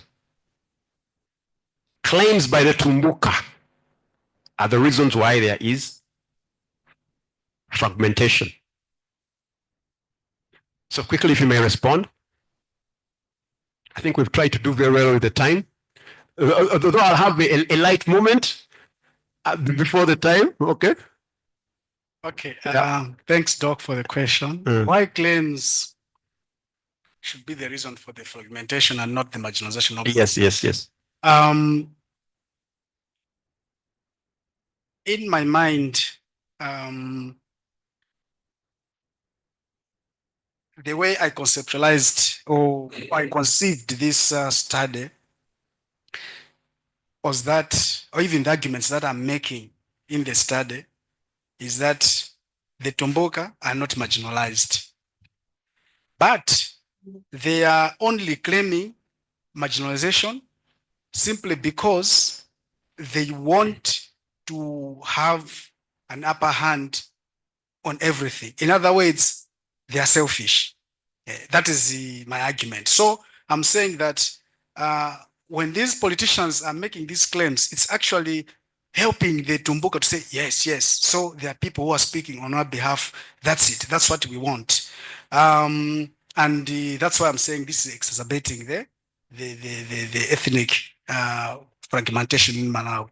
Yeah, but in there, I'm trying to argue to show that no, the Tumbuka, they are selfish, they are tribalistic, and this is coming a long way from the colonial era, because that's how the tribe was formed, and that's how they have grown or been. They have believed that they are ever superior, more superior to the rest of Malawians. So the conception of the study was in that line. So that's why I've stuck with the argument to say, yes, it's these politicians, their claims are the ones that are fueling this fragmentation. Okay, Eugenio, my overall assessment is that with the exception of the definition and operationalization of politics, I think you did very well in the theorization. I think that was fantastic. Issues begin with the empirical part of your thesis, where I think the failure probably to conceptualize politics brings some issues, but not fundamental issues. These are issues you could correct. Okay. Now, on a light note, of the topic of history, I am a huge fan of football, and I used to follow Malawian football when Malawi was still a member of the Confederation of East and Central SECAFA. I'm just inquiring. There was some Malawian football legends, so I'm just find out whether these are still alive. Harry Wire, Lawrence Wire, Lawrence is there. Young Chimozi, Is there. Jack Chimangwana. He died. Okay, thank you very much. Thank you, Chair.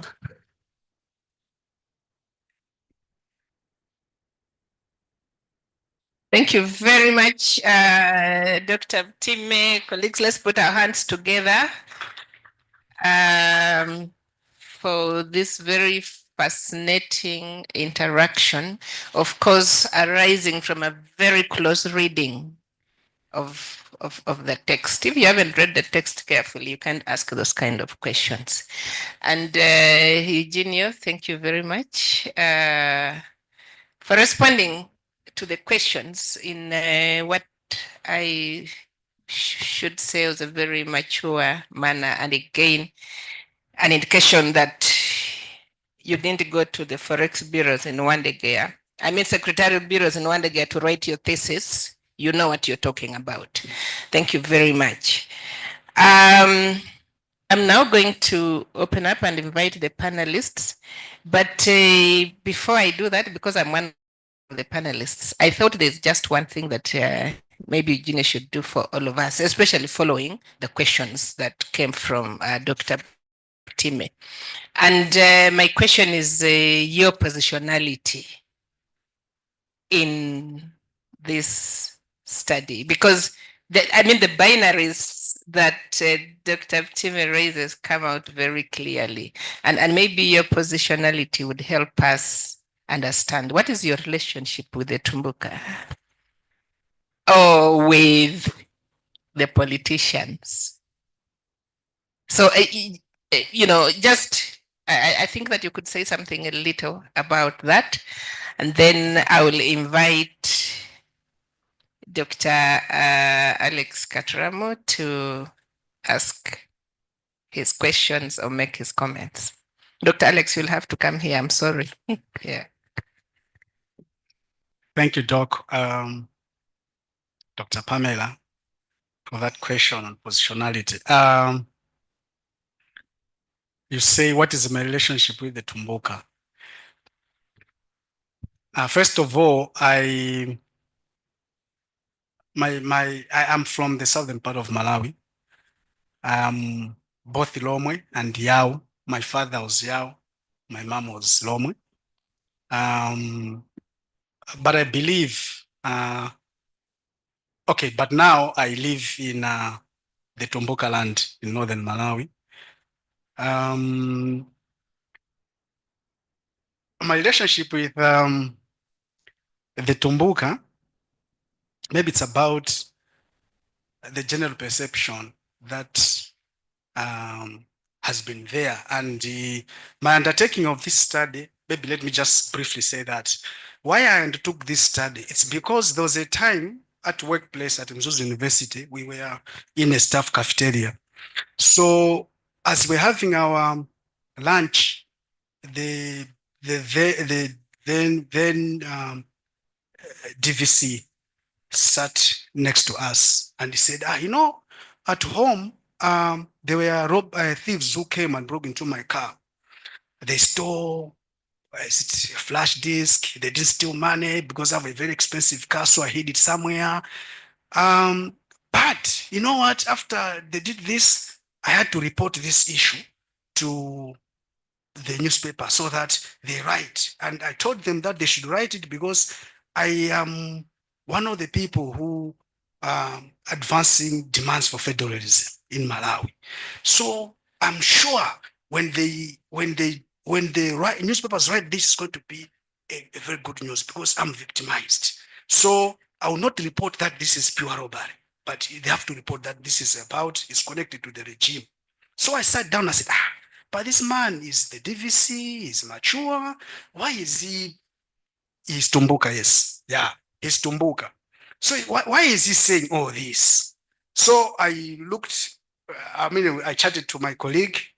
We are colleagues in the department, said, what is this guy saying? So from there, I built interest. And I remember a few weeks after that, we were invited for a conference in Japan. And I said, no, I'm going to present something of this thing. So that's how this thing developed. So in Malawi, unfortunately, I have a sister sitting behind you there.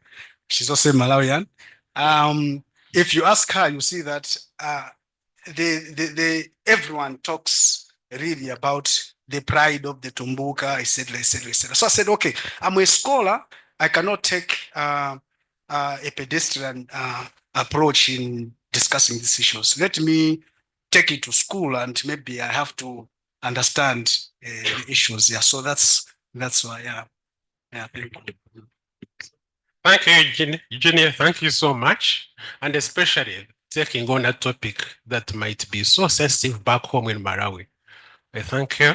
Thank you, the independent reader. Mine is just an academic engagement, something, an interaction, something very small. In chapter one, there is somewhere on the limitations. Isn't it a case of self-indictment on page 18? When you say it's stated that the study lacked input from academics, particularly those specializing in history and political science. Wasn't it incumbent upon it to trace these people, to look for them? If Uganda here, Makere doesn't have such back home in Malawi, how do you look at this statement, especially incorporated in a very, very, very important chapter of your work? What do you have to say about it, that statement? Page 18. Yeah, thanks so much, Doc. Yeah, indeed, I stated that. But it comes here because, you know, sometimes as a scholar, you make efforts to try to ask these people for their time, but most of them were not forthcoming to talk with me. Only one person promised me several times that we are going to talk, but they never came. So the limitation here is coming about because I couldn't physically trace them. like have them to talk to me one-on-one on this topic. And you need to go back and see after here how state cleared, how you circumvented that issue. Number two, something very small, the map on Roman 13. Is it what you can offer, the map of Malawi? I'm interested when you talk about politicized ethnicity in Malawi. I get so much interested as an reader. And I learned on that map. Isn't it too small? What, couldn't you get something better? I'm just finding out something on Malawi, the pride of your motherland. Couldn't you get something much better? It's fixed up there. And actually the copy I had it was not colored. Please, can we color our countries? Can we magnify our countries? Can you do much better on that?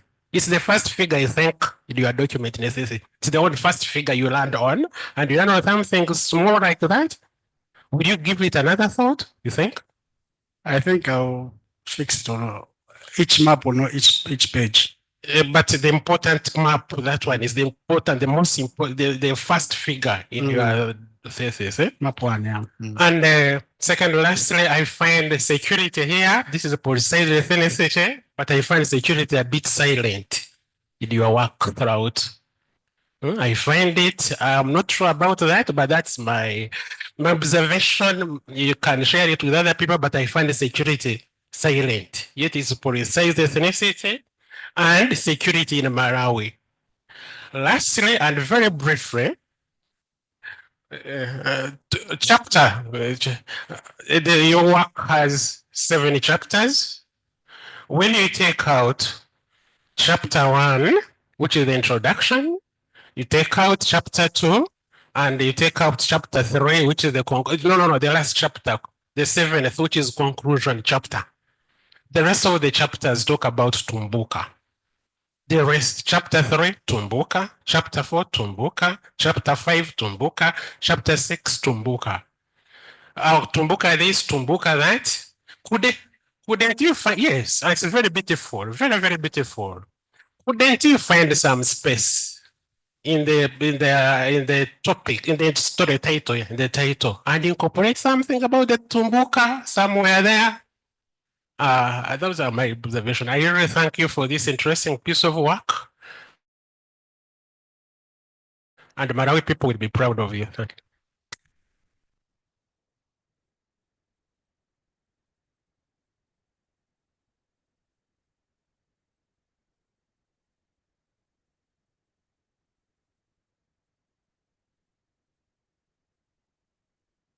Thank you, Chair. Thank you, Mr. Opponent, independent reader, for the wonderful work. I would like to congratulate you, Eugenio, for the achievements at this point, and for venturing into this rather sensitive area in the context of not only Malawi, but Africa generally. I would like to begin with your topic. You're talking about politicized ethnicity and security in Malawi. But just like Dr. Katura mentioned, I mean, without I seeming to be repetitive, that the concept of security is absent. You know, in your objectives, we don't see it. You seem to concentrate so much on politicization of ethnicity without really capturing this aspect of security, because we need to see that right on the beginning. Then in your problem statement, that is page 11, you tell us that since the turn of multi-party politics in 1994, enhanced political liberties, allowed political actors to assert various claims in political competition along ethnic and or regional lines. Within this expanding political space, politicians of Tumbuka ethnic identity have persistently made claims that Malawian state, blah, blah. So my point there is, do you mean to conclude that multi-party democracy cannot really suffice, is not really useful within the context of within the African context that is, characterized with a lot of ethnicity. Should we continue with multi-party democracy, and yet we see that it really aggravates the problems of ethnicity? Then when we continue on, Dr. Katoram has already mentioned the limitations. You talk about the sample of historians and the political scientists. So you need to address those problems, because just as he said, if you don't address them, then that is an indictment on your own self. You are actually telling us to question the authenticity of your findings. So you need to clearly address those issues. Now, when we move to your recommendations, okay, they seem to appeal to only researchers and academicians, because you're talking about improved conceptualization, about politicization, and so what recommendations really speak to the actors, the policymakers? Because at the end of the day, they will need to see how can your work be useful to us, to the politicians, to the leaders, not only the academicians and the researchers. And you mentioned that the people in Tumbuka, at some point, they have been demanding for federalism in your presentation. Do you think federalism can be a solution in as far as politicization of ethnicity is concerned? And finally, how do you situate your work with reference to the Sustainable Development Goals? I thank you.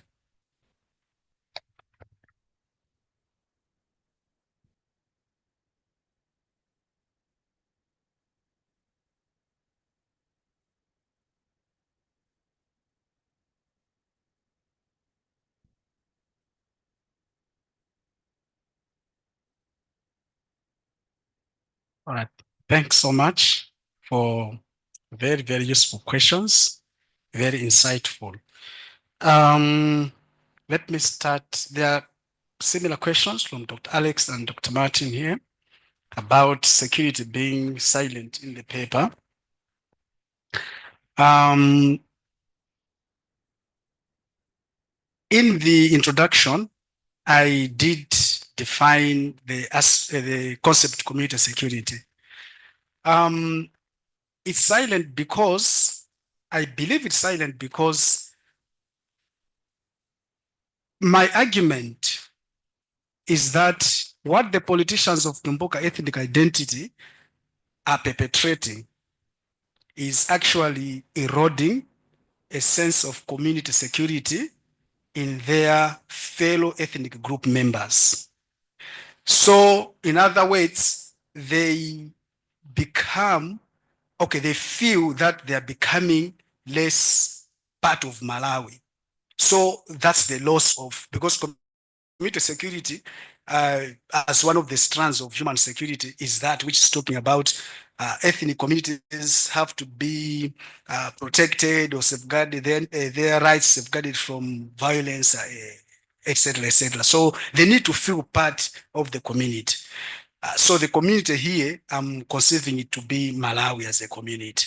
So when I made that argument to say I showed that argument to say what the politicians of Tumbuka ethnic identity are doing is eroding this sense of community security, I believed or hoped that it settles everything, so that where we are going to all those chapters, so the reader who has seen what the problem is are going to go by that, say, okay, so this is how now the loss of security is about these people. So that's how I conceive. But surely it's important because I remember even my supervisor, Dr. Baligira and Dr. Charlotte have also said about the same thing, that, you know, when you are talking about this, make sure that it's showing.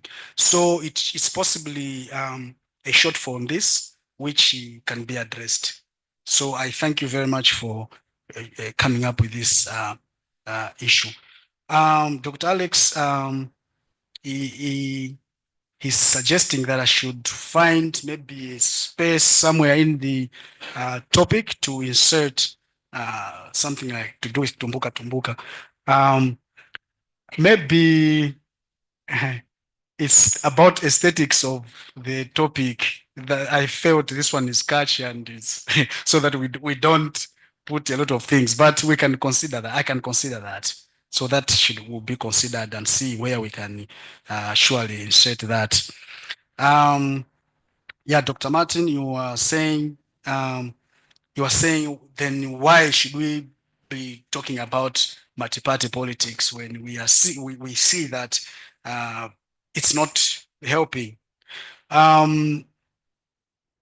My bringing in of or my defining of the issues within this multi-party dispensation was to simply show that now the political landscape has become liberalized.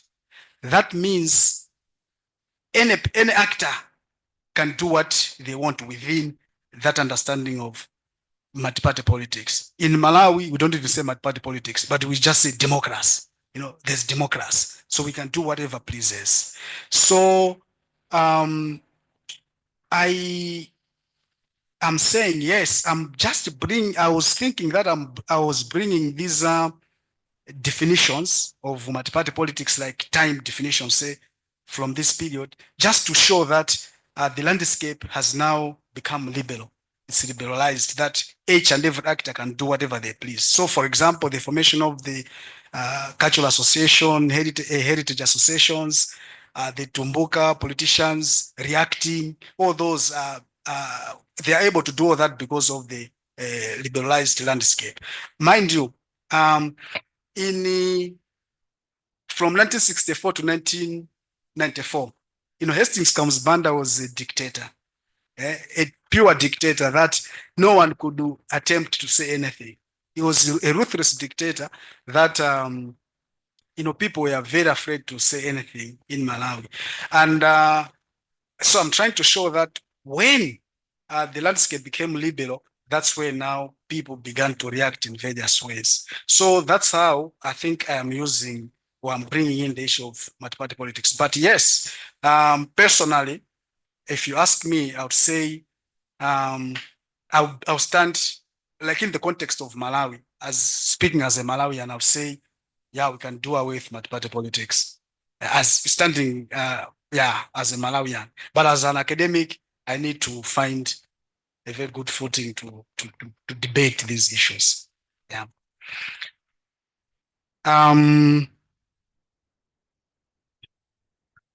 You also asked me to clearly define issues, for example, issues of politics, as we said, so that they should help me to understand or conceptualize well the arguments. Your other issue was about recommendations, that I seem to only talk about scholars, not including policymakers. I think I did this. Your point is very valid. It's true that I really have to include something, because like in the significance of the study, I think I did mention that this is going to help policymakers to, you know, come up with better policies to understand what issues or what problems are. But I think I did not include it in the recommendation. And maybe another thing that I stuck so much on the scholars is because, you know, when I was reading a lot of literature on Malawi on ethnicity, most of it, according to how I interpreted it, was appeared to be biased. So I said, no, I think maybe my study has come up with something different, that people must now begin to think otherwise about these issues. So, but yes, I need to add one or two recommendations in the recommendation that will address the policymakers. That's very useful. don't you think federalism can be a solution? Federalism can be a solution, yes, only when the basis for doing so are legitimate. That's my argument, because you see that other countries have federalism, but they are not necessarily solving what they thought were issues. So, for example, in Ethiopia is one of the countries that having those problems, but also even in Nigeria, okay, I don't think federalism there is working. So, I would say that reading about federalism, it's not many countries that are federal in nature. Most of them, like the South Africas, etc., they are just provincial. It's not federalism per se. So federalism is, to me, from the literature and what I've learned so far, is quite tricky. It's quite tricky. It's not. Is it a panacea to challenges? So that's what I can say. How do you reference your work with SDGs? I must acknowledge here that I'm not really very conversant with the SDGs. I've not put. I know you're from the development studies, so this is this is your field. But honestly, but we need to have the Millennium Development Goals. I was very conversant with those ones, but with the coming of the SDGs, I think I lost track. I'm like, these people are just bringing so many. So I think I lost track on that one. But I think as an academic, I need to look at that and indeed have a good grasp of SDGs. Thank you.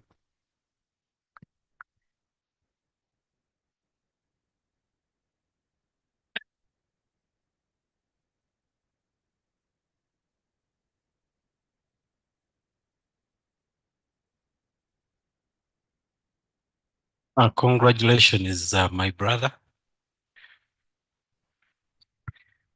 Njoloma, Eugene. What does the name Njoloma mean in your language? It doesn't have a meaning. Okay. It's a name that originated from, I think, Mozambique, not in part of Mozambique. Yeah, so, but no meaning. Oh, I thank you very much for this interesting piece.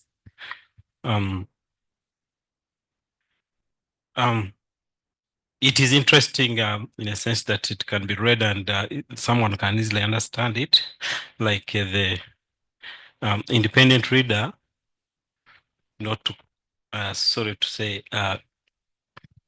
devil's advocate, but he was independent in this case, so not a devil, has actually put it.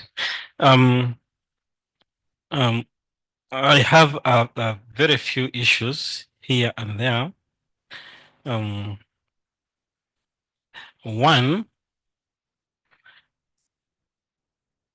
on theory, and you anchor your work in the instrumentalism theory, isn't it? And that is excellent because ethnicity as a concept is a social construct.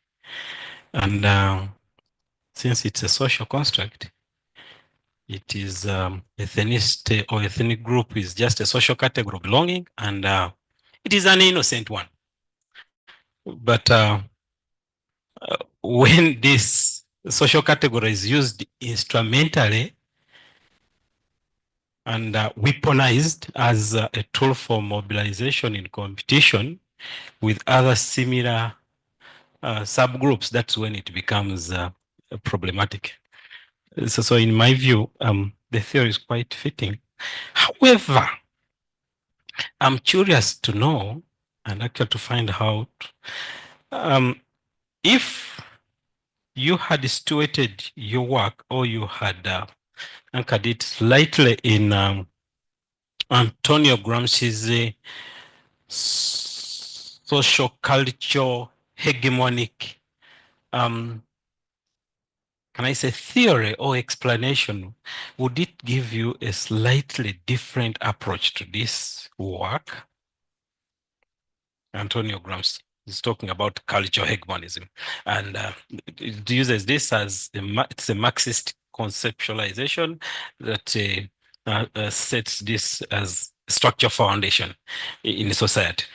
Two, You also use the concept in your opening statement of the problem statements, very precise. Political actors, like the opponent put it, the issue of conceptualization of terms. Who is a political actor?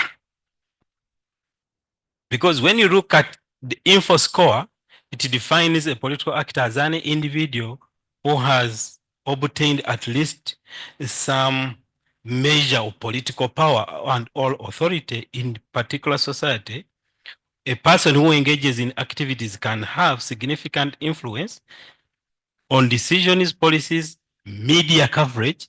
Now talks about even media coverage and outcomes associated with a particular conflict. And the conflict now in this case is issue of ethnic marginalization. So in your study, who is a political actor?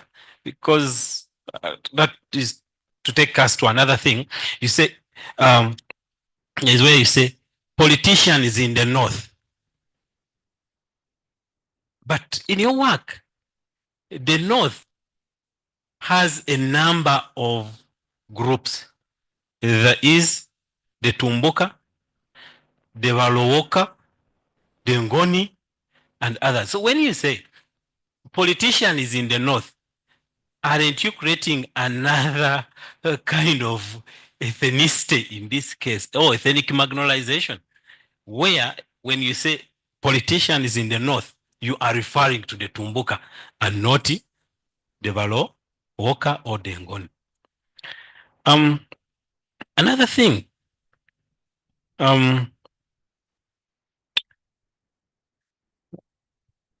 finally,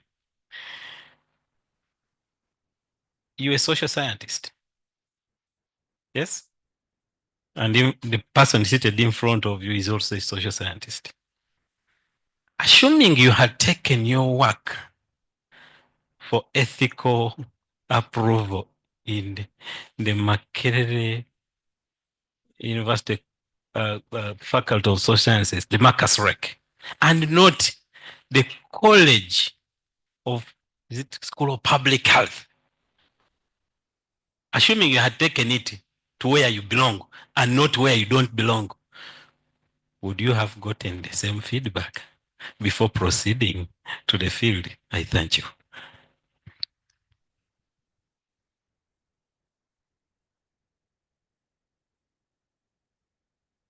Thank you, Dr. Zaidi. Let me begin by the last question on ethical approval.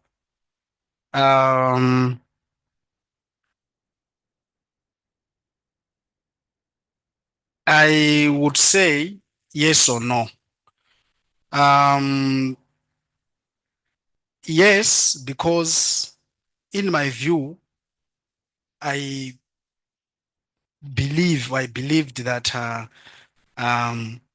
they may do a similar job. Why? Because when I talked to one of the lecturers teaching us methods, research methods, is the one who actually gave me a link there. And the way my document went back and forth for me to get the approval, I felt I had been grilled. It wasn't quite easy for me to get those, to get the approval. I sweated. So on that basis, I would say yes. But maybe your question has now given me a realization that I think it's important to go to where maybe you belong, because there could be differences. So maybe that's what I can say. That it's important that maybe you go to where you belong. I would say that my going to the Makerere, on a lighter note, going to that Makerere University of Public Health was not like to run away from the social sciences, but honestly, I didn't know that REC is there. on social sciences, because the lecturer who actually gave me the contact said you have to contact these people, and these are going to help you to get your rec. And the lecturer knew that I am under the history department. I'm in under history department, which I could able to go to social sciences. So he directed me to go to that institution. But I could have gone else anywhere, and maybe I could have gotten the approval, or I could have also sweated to get the approval. Now to the theory of Antonio Gramsci. I have to be honest here that I didn't think about this theory. That you have mentioned it, as well as or including what the Independent Reader and many other reviewers have talked about here, it's important that I have to look at all these issues that can help panel beat my study to actually have, as the Independent Reader said, to remove the wobbleness in the arguments that I'm making. So it does not do me any harm to sit down and have a look at that theory, because it's possible I can find something very useful that can help shape my study. So thank you very much, Dr. Zaidi, for this useful suggestion. Or who are political actors? Who is a political actor? It sounds a simple question. You defined it, but in my discussion in this study, a political actor is all those that are involved in the politicization of ethnicity. And when I'm talking about the politicians in the North, I think I got the liberty to say politicians in the North, because like in chapter 3, and as the other map here showed, I said that everyone who is in northern Malawi converges under the Tumbuka ethnic identity. So I believed that gave me the liberty to say politicians in the North, assuming that it would mean that they are all under the Tumbuka ethnic identity. So that's why I would say I had that liberty to say politicians in the North, because of that description or discussion that I had. Yeah, that's how I could answer your questions.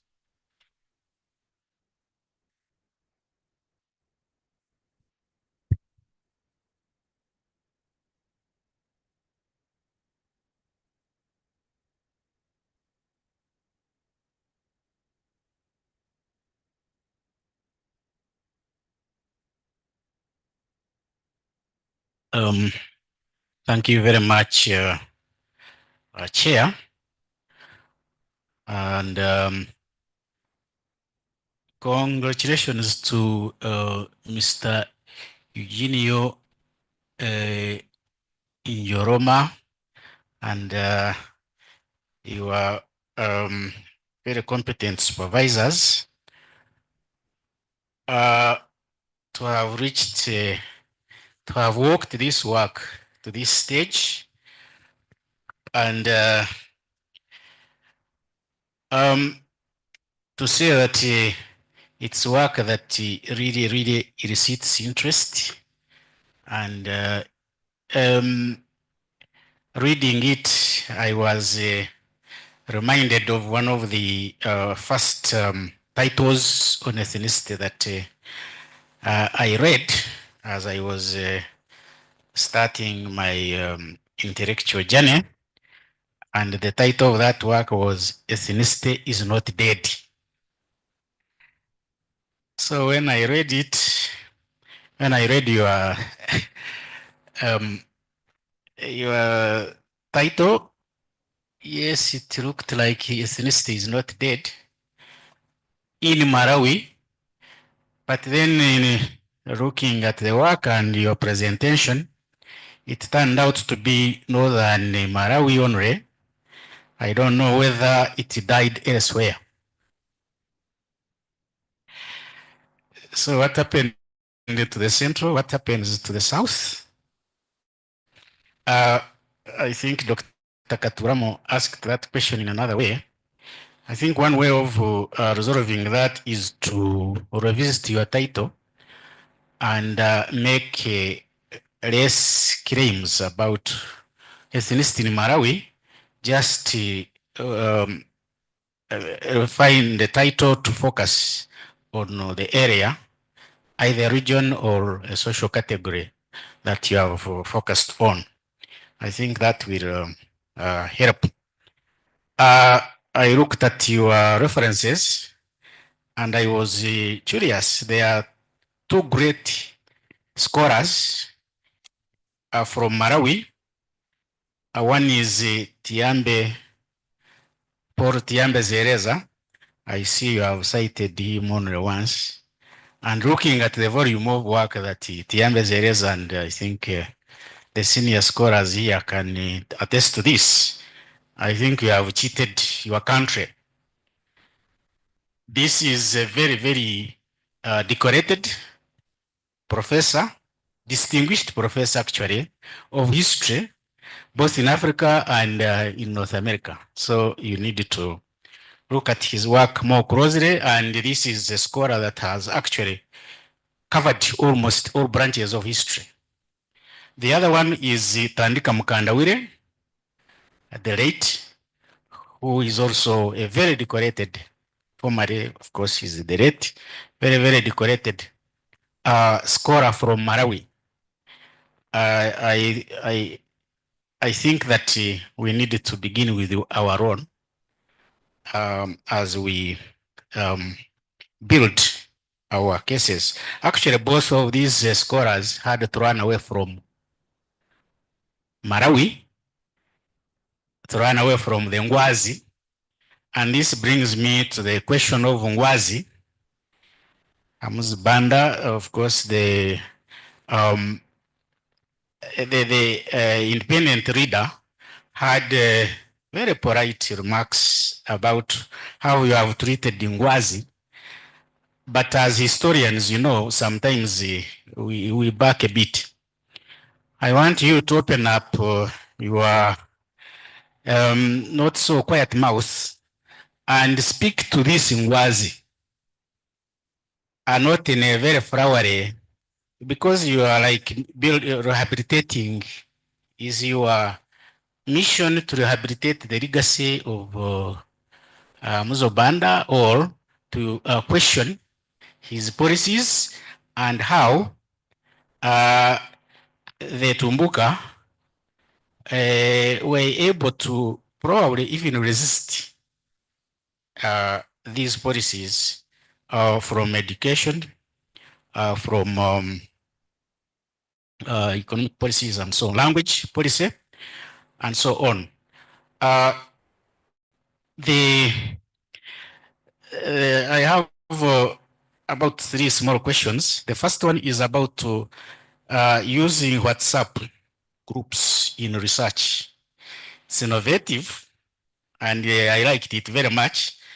But as historians, we want to find out whether these are secondary sources, whether they are primary sources, or these like focused group discussions. So I think you need to go back to your methodology and document properly how to categorize these sources. The other one is about also in methodology, is about the archival sources. When I read the list of the archival sources that you have, they looked like they were texts from anywhere. They were like secondary sources. There are no file names, there are no boxes, there are no. So how are these? How do I go to, when I go to the archives that you went to, how can I actually get these documents and confirm their archival sources and not from, say, other published works, as secondary sources from other published works, which you just put down. So you need to revisit your notes and let us know as archival material where this is found. And the last one is actually something which could be in the richer in the text that I needed to go back and read again. The political economy of Malawi. I'm curious, in your presentation, you show us that the north, where the Tumbuka are found, having reconstituted themselves from these very, very many small groups, they seem to be doing very well. The statistics you produce, historically, they were privileged by the missionaries, the colonialists. Why should you be surprised that they are actually trying to reassert themselves and they are regarded as, very proud people? Why, given the level of, attainment and what have you, why shouldn't they assert themselves? Why shouldn't they feel marginalized when they are actually being, kind of fought? Why shouldn't they resist? From the data that you have, I think you are able to draw this kind of conclusion from the poverty figures that you presented. And well, you mentioned something about industrialization, which I don't know whether you meant to silence it like that. But if the South and the Central are more industrialized than the North, how do you explain this? And why should poverty levels be higher in these industrialized areas than, if I read your work correctly, than in the North? I think I will end with this big thing called national unity. Do you want to let it pass like that? That Muzobanda for 4 decades, that he was trampling upon everybody in the name of national unity? Shouldn't this be an opportunity for us to question the content of this national unity? It's not a question for you only, but if you can note it down, and if you have a comment about it, fine. If not, something to think about. And then finally, I want to, somebody asked you about your name, and you said that it has no meaning. Are you serious? So what is the meaning of Eugenio? If Njoloma, you don't know the meaning of Njoloma, so what is the meaning of Eugenio? I think the name is there. There is no African name that doesn't have a meaning. All African names are, to the best of my understanding, situational and have meanings behind them. So maybe it's one of the questions you live here with. You don't have to answer it, but you try to ask the meaning of your name, because when you go to North America one of these days, it is the first question you are going to have to answer. With those few observations and small questions, I want to say that your work raises very, very serious questions, that it helps us to revisit ethnicity, that it's not dead, rather, particularly what you raise about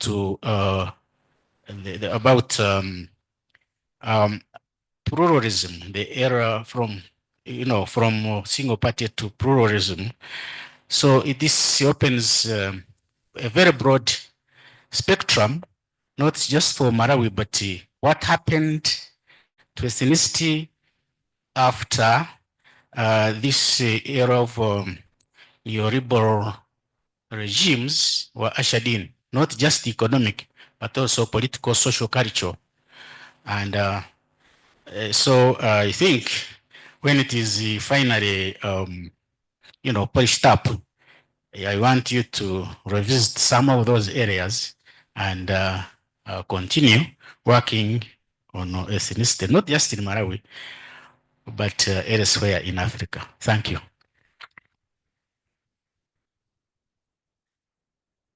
Thank you very much, Doc. I'm happy that you didn't have so many questions, but just observations. But let me say something that is very important, and I didn't even think it could come up in this when you're talking about the use of archival sources. Indeed, the way I use them, it's like I just picked, I said, okay, can I have this title?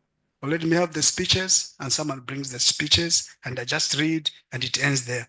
I think now I've learned how to document these things, because surely you may not go and retrieve the speeches that I used. So it has taught me a lot on the use of archival sources. But the good thing is I went to the archival centers and I saw them. So yeah, that's the beginning. But going forward, that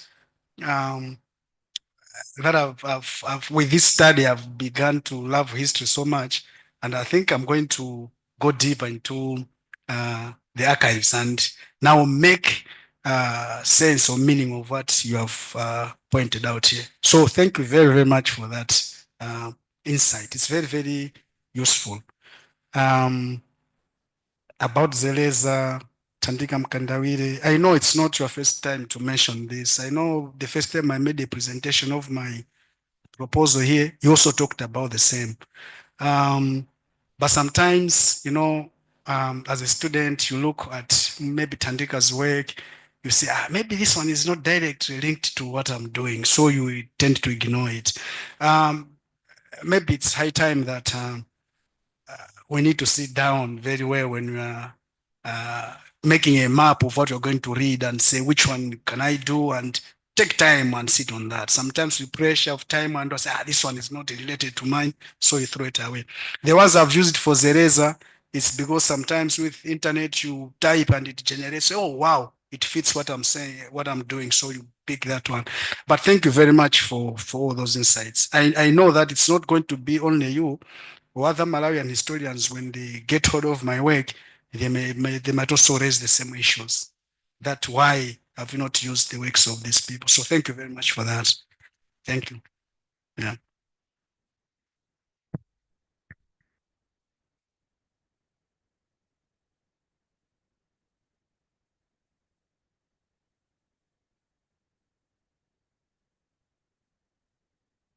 So thank you very much, fellow panelists.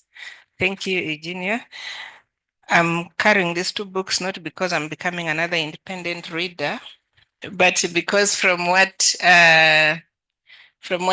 Dr. Simon raised, I also got a little bit curious on when you, under your archival sources, you also seem to have the media sources here. So you have a section of media sources, page 207. But then you have the archival sources, and under the archival sources, for example, you have you make reference to something that appeared in the Monitor. So I'm learning. Do you have a Monitor newspaper in Malawi? So I'm wondering. So these various newspaper articles that you read under the Monitor, do they belong to the media or to the archives? It's something you might want to think about. But that said, I would really like to applaud you, because your references and are very well organized, and they would constitute a whole chapter. You have 29 pages of this, and for me, that just shows not only how much you've read, but also the time you took to organize your work and to make sure that it appears it appears very very neat, and you follow the ethics and the convention of doing the citations. Now, honestly, most of what I wanted to ask has been asked, but nonetheless, I will ask one or two things. So one of the things for me is so the tumbuka this, tumbuka that, and we've talked about them a lot. But I thought that maybe you need to flesh or unpack this category a little bit more. I want to imagine that this tumbuka category does not begin with as a category, within the colonial or the post independence period. And you did mention also that there are different ethnic groups within the northern region that converge or coalesce around the Tumbuka ethnic identity. Again, just showing us how fluid ethnic identity can be.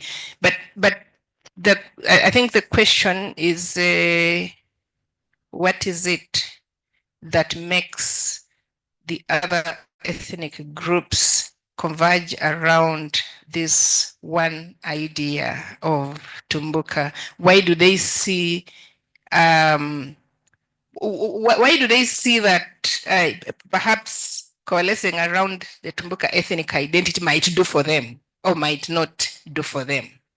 And so when it comes to your actual studying then, and you have these different experiences of, either interactions or the perceptions that people have about the Tumbuka, and also what the Tumbuka think about themselves, where are these other groups that converge around the Tumbuka? Are they also pinpointed at?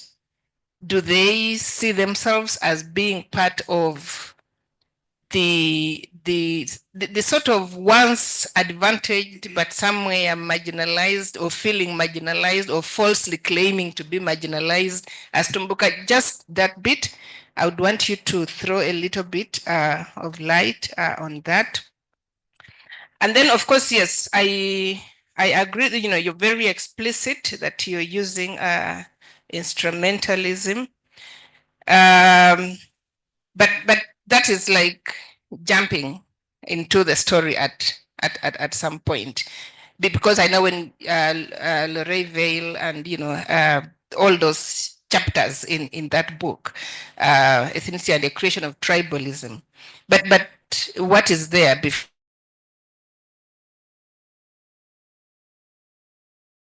before, even if you're using, is all this debate around ethnicity.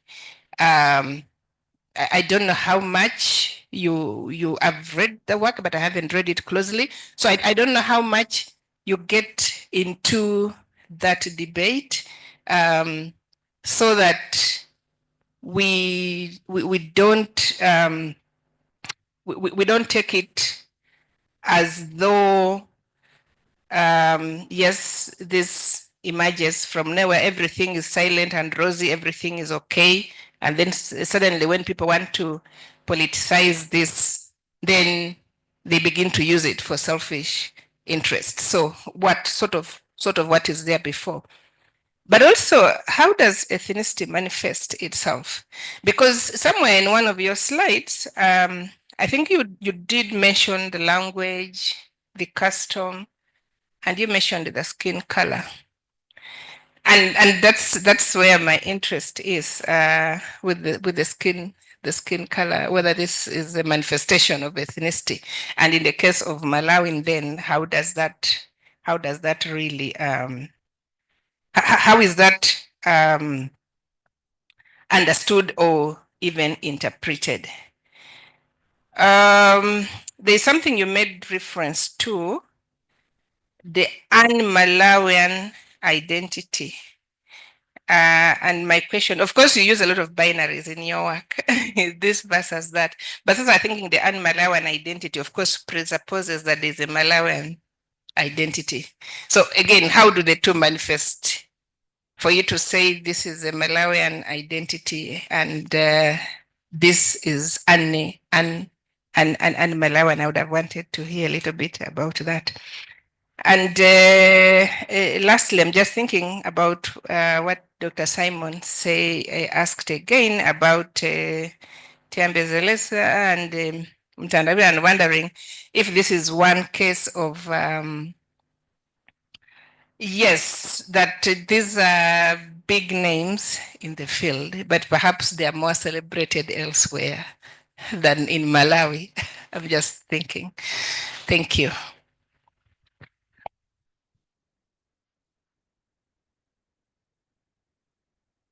Thank you very much, Doc, for the questions.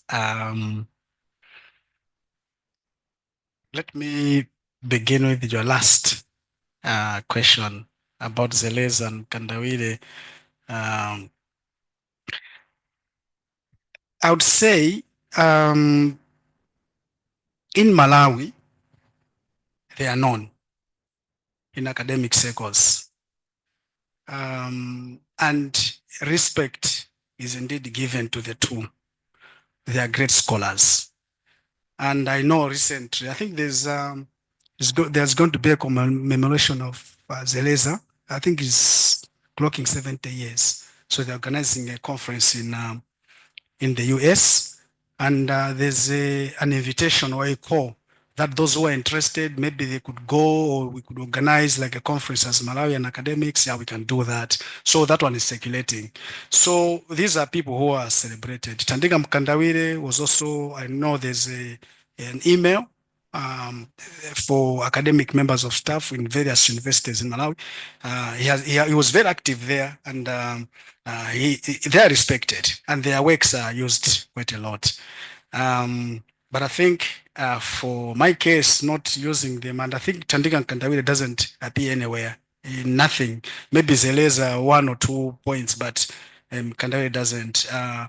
As I said, maybe it's an oversight, saying maybe what I'm discussing, maybe Tandika's not talked about it.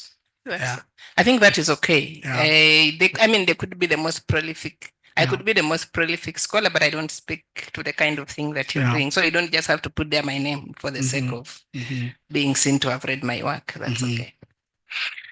Okay. And Malawian identity versus Malawian identity. Malawian identity is being a Malawian, like everyone else. But when I'm saying the Tumbuka, now developing those feelings of saying, we are becoming less and less Malawian. We are not Malawian. I remember during the study, others said, you know what? It's better they just have to tell us that we have to belong to Tanzania. We're not in Malawi, because they don't care about us. Here, I used this and Malawian just to show that these people, that's the feeling that they are developing. Say, I think we are less Malawian than you people from Central and Southern region. I have to say that someone actually pointed a finger at me so serious that you people from the South, you're victimizing us when I was collecting that, until someone, his colleague said, no, it's not him. He's just doing a study. Don't point the finger at him. Yeah, so you can see those feelings. About the skin color in Malawi, yeah, it's actually, you can say this one is a Tumbuka because of skin color. But of course, people would say, yeah, they would know that, okay, this person is coming from the north, depending on the tone of the skin. But it's you cannot use that to say someone is a Tumbuka or not. I was using this because I was just trying to describe, I was defining ethnic mobilization. So it was a general definition that I had to point what issues or elements are included in that definition. Now coming to the issue of, you talked about, I have to unpack the Tumbuka category? What was there prior to colonialism? I think that you can think about it, but what I'm more interested in is the fact that you say other ethnic groups sort of coalesce around the Tumbuka. Yes, yes, yes. So in as you know, as your work progresses, the Tumbuka that you're talking about, are they like, what are they? Oh, because it seems that you have also other people that along the way claim Tumbuka identity for one reason or the other. That's very, thank you.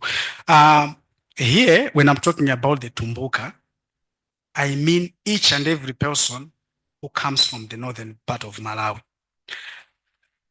It's very interesting because indeed, when they are outside the region, even those who are Tongas, who are Ngonis, who are Lambias, but they are from the northern part of Malawi, when they leave that region and go to central or southern Malawi, they call themselves Tumbukas, and they become Tumbukas. And they acknowledge that, okay?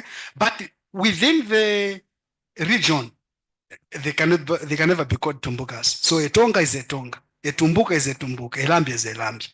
So that's how it happens. And for people from central and southern part of Malawi, that's how we also call them. Okay, they're also called the Tumbukas. So each and every person from the south, not from the north, is called a Tumbuka. And it's funny because like young people, even people who are old, they may not know that there are other tribes in the north. They will think each and every person there is a Tumbuka. Yeah, it's because of how they behave when they get outside this regional boundary. So they all become Tumbukas. Yeah. Okay, thank you very much for your responses. In the interest of time, I'm not going to try to push that further, but I would now like to open up for questions from the audience, whether online or physically present here. Professor Farouk, you let me know what is going on online. And I will not give it a lot of time because when I look at the clock, so I will do what the people who do the fundraising do, say 10,000 once. So it's goes like 1, 2, 3, 4, 5. There's no hand. And I take it that yes, yes, the work has been very thorough. People have followed what you've said and they don't have questions. Okay, so I would now like to request that the rest of the members in the room, including the candidate, step out, and that our audience online, please don't disappear. Farouk is going to mute so that we can conclude this exercise, I hope in the next few minutes. So, yes, may I request, so for the panelists who want to stretch but don't get out, sorry, I'm dictating, I'm becoming, what was the word again? No, it's not Tumbuka, it's the other one. And the rest of us to step out a little bit.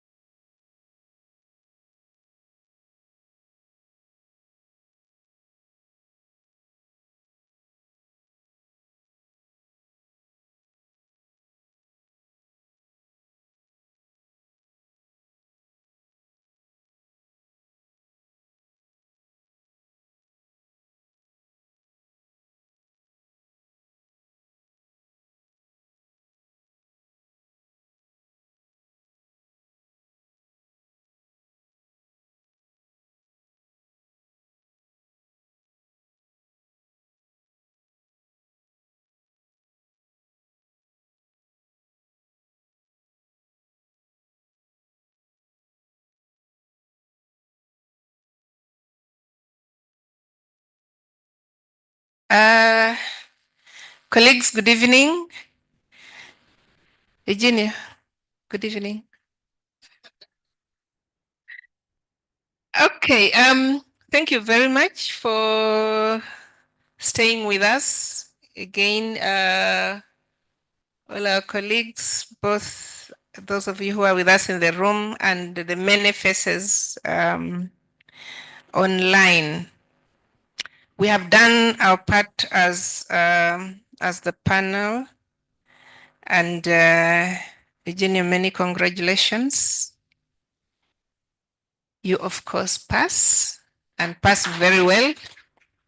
You did very well. We enjoyed listening to you, and we liked the way you responded to the questions. You make all of us very proud of our training of PhDs. So you've passed and passed very well. Many congratulations to the supervisors for walking this journey with the junior up to today. And we want to do Tumbuka this, Tumbuka that. It would sound like some Lingala music. Okay, so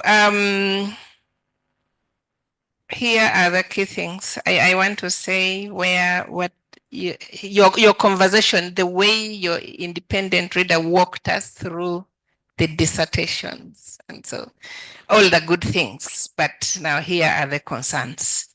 So similarly, you've done very well, you've passed, but here are the concerns. The panel strongly feels that you need to tighten your title so as to reflect the focus of the study, so that we don't think that you're covering the entire Malawi as a country, when actually you are Tumbuka this and Tumbuka that. So this, you work with your supervisors to see how best to bring that out, but while making sure that you stay safe. In the same spirit, or just very closely related to that, is that security is silent, but you did attempt to explain to us the context in which you're using security. So perhaps if you can also lay that out explicitly in the work, so that people reading your work don't expect that security is about attacks from Congo or Rwanda and how Malawi is preparing itself for those kind of attacks, or that it's really anything to do with, state security in the sense that some of us understand security to mean, or take that for granted. So that issue should be addressed. And then very closely linked to that, that you need to define and operationalize politics. And Dr. Butime did a very good job of giving you an idea of different definitions of politics. So he might be the person that you want to talk to after this, so that you're able to bring that out very clearly. And then, yes, we thought that you need to explain your positionality. You ought to explain your positionality so that, again, readers appreciate where you're coming from, because from the comments, you can tell that some of the panelists were concerned that you seemed to be rehabilitating the inquiries. So, and if when that happens, then it sort of blurs your own, well, objectivity, but also argument. And this is very good work. We wouldn't want it to be reduced to, what someone says, oh, but this candidate is simply sanitizing this and, not critically engaging with issues. So that you ought to address it. And then the section on the limitations of the study, we already had that discussion. And our sense or suggestion is that perhaps you could just take out that bit where you're explaining your failure to access maybe scholars in those two fields and all that, so that you don't seem to be shooting yourself in the foot. So if you can just take that out, I think, because the theoretical part really shows how you critically engage with scholarship. So I think if you take that out, you don't lose anything. Of course, we're also concerned about the use of genocidal, especially just at the beginning of the work. So where you sort of try to draw a parallel with what happened in Rwanda. And we think that that might not be the best way of introducing your work. Could you just focus on what is it about maybe the hate speech, about xenophobia? That is okay. But to take it to the genocidal part, that seems to be, like far stretched, and so you might want to tone that down or find a better way of laying it out. Okay. So because I didn't organize my comments in a very logical way, the way your critical reader did, I'm a bit of jumping here and there. Okay, so there was a comment about your abstract, a very small one, that at least you should have a sentence or two that capture the main elements of your theory. So I think that should be easy to do, really.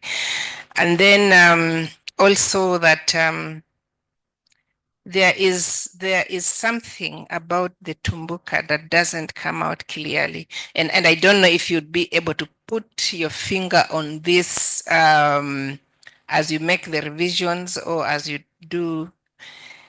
Yes, as you reflect on the work. But the question is, what is it about the Tumbuka that makes other groups easily converge around them, that makes other groups identify themselves as Tumbuka, especially when they move out? Because there are two things here. There's one thing when everybody else looks at those people as Tumbuka, but that they also identify themselves as Tumbuka once they move out of this space. So is there something very unique about the Tumbuka? Is it about the position that the Tumbuka have held in the history of Malawi, probably from the colonial period, or you mentioned somewhere about the missionaries? Are there ways that the Tumbuka have been, we're sort of seen as the most civilized group, and instead of the other smaller ethnic groups, not smaller, but the other ethnic groups within that region, developing a sense of marginalization or sort of invisibility because the Tumbuka seem to dominate. In this case, they actually identify themselves as Tumbuka. If you can be able to explain that a little bit, I think it will make the work much stronger. So, so the policy provides, the university policy allows students after defense up to 3 months to address the comments and work with whoever is tasked to oversee the corrections. In this case, it is your supervisors who have walked the journey with you and who know the work better than all of us. And once you do all that, and then you'll have to, there's a list of requirements that comes with the final submission, including the compliance report, and that you make 3 copies, signed copies of the thesis. You have to submit a soft copy. There are all this, there are guidelines for all the other required things, and Secretariat will be sharing those details with you.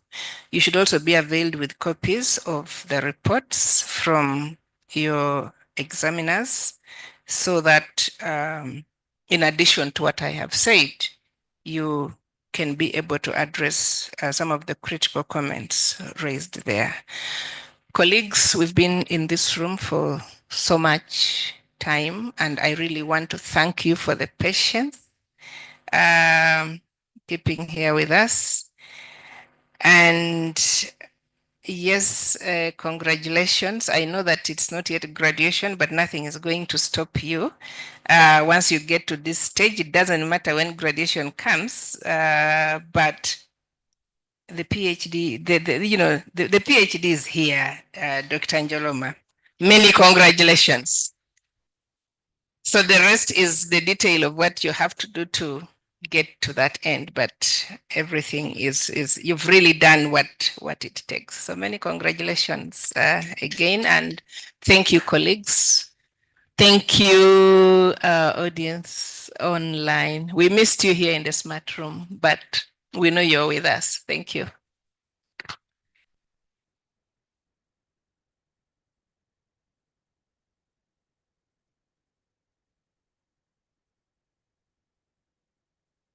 Hello, Helen. Helen Njoloma, could you please unmute and say hi to us?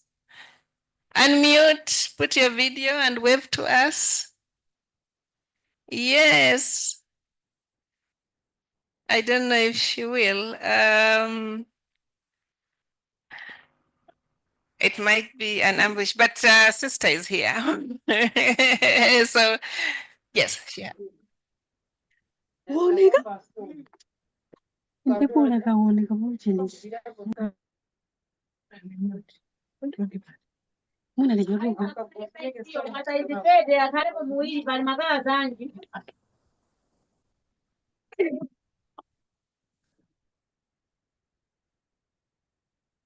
Hello, Helen. So did she go? Helen. Oh, she dropped off. Yeah. No, I think she has dropped off. It might be. Okay. Anyway, it's well. So, yes, Eugenio, you want to say something? We'll take a photo with you. Okay, thank you. Just a small word. Let me stand up. I must say, I'm very happy that I've reached this far. You know, my journey coming here has been a turbulent one.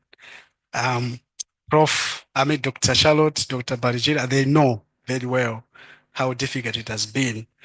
But it's not that I'm very intelligent that I've done this today, but it's because I think I have gone through very good hands that have molded me and made me be able to have this PhD now. You know, when I was coming, I was told you're going to be admitted in history. I didn't honestly imagine I could do history. But you know, when I came, Dr. Charlotte was the HOD at that time. She said, no, but you can do it, you know. So she encouraged me so much, and I met the Lutaba Jokers, Dr. Pamela, and a lot of members of history department, you know, Dr. Zaidi, Dr. Alex, you know, they were like so welcoming and gave me comments. I remember Dr. Alex, the first time I made the presentation, I was like, what am I doing? But he gave me a very good comment that I was like, oh, wow, so I'm talking sense, you know? So all this has been very, very good for me. So thank you very much, History Department. Thank you very much, Jules. Thank you very much, Video and Performing Arts. Everyone, I'm so humbled. I'm so humbled. Your comments so constructive. Actually, at first, I was like, I'm going to be roasted here.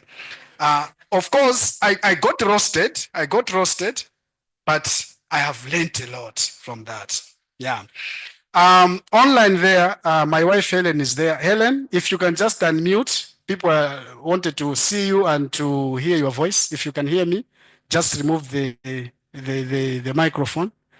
As she's doing that, there are two people I'd like to acknowledge very much online there. You can see the name of Professor John Saka. John Saka is there. John Saka was the Vice Chancellor at the Nzuzu University where I was. He's one of the people who, he's the one who pushed that I come and take this scholarship. He's the one who showed me the Gelda Henkel, the application, the flyer that was flying. He gave it to me personally and I applied. He encouraged me, said if I applied to two places, to China and here. He said if they give you a place to China, don't go to China, go to Makerere. He told me that. So yeah, so I got a place in China and I got a place here. The Chinese called me when I was here. I told them, no, I'm sorry, I'm already at Makerere, so I can't come there. So Professor John Saka, thank you very much for that. But there's also, you can see the name there of Father Mario Pacifici. Father Mario Pacifici has been my father from the time when I was very young. He's a priest, a Catholic priest. He's from Italy, but he has been in Malawi for all his life. He has been there. So he has been with me throughout. And today I said, no, you have to at least listen to what I'm doing. So he's very happy. He has been online since the time when we had not started. He was like, no, I'm trying to connect, but I'm failing. Yeah, but I think I have seen it and he has already congratulated me even before the verdict came. Yeah, so Father Mario, I love you so much. Thank you very much for being with me throughout. Now I'm Dr. Njoloma. I think the only Yeah, I also see a lot of friends of mine from our cohort. They have encouraged me. I see Pokua. We are together in Maiza Library, encouraging each other. Annette was there. Every time she sees my books are on the table, like I'm not there, she would call me, say, where are you? You know, your books are here, so please come here. So I'm so happy. So many people there, they have been with me, are giving me a lot of support. My sister behind there, Doreen, thank you very much for also the support. She's a student here she's doing masters in gender studies. Yeah. So thank you very much, everyone online, for listening, and I'm so happy. And I know there are a lot of you coming behind our cohort. You're also going to make it. Just be determined, and above all, listen to your supervisors. That's very important. Thank you very much. Sorry. Oh, thank you very much. I love you all. Thank you. I'm Dr. Njoloma now. Woo! Congratulations. Helen, can you unmute? I think.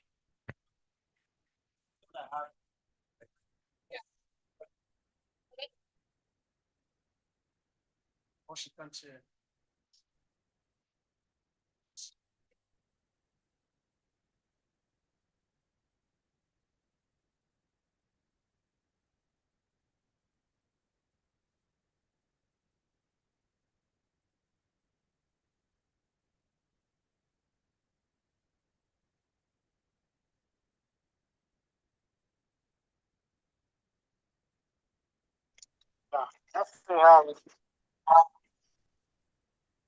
Hello everyone. Hello. I'm very happy here. My doctor, my husband, I'm happy. Hello.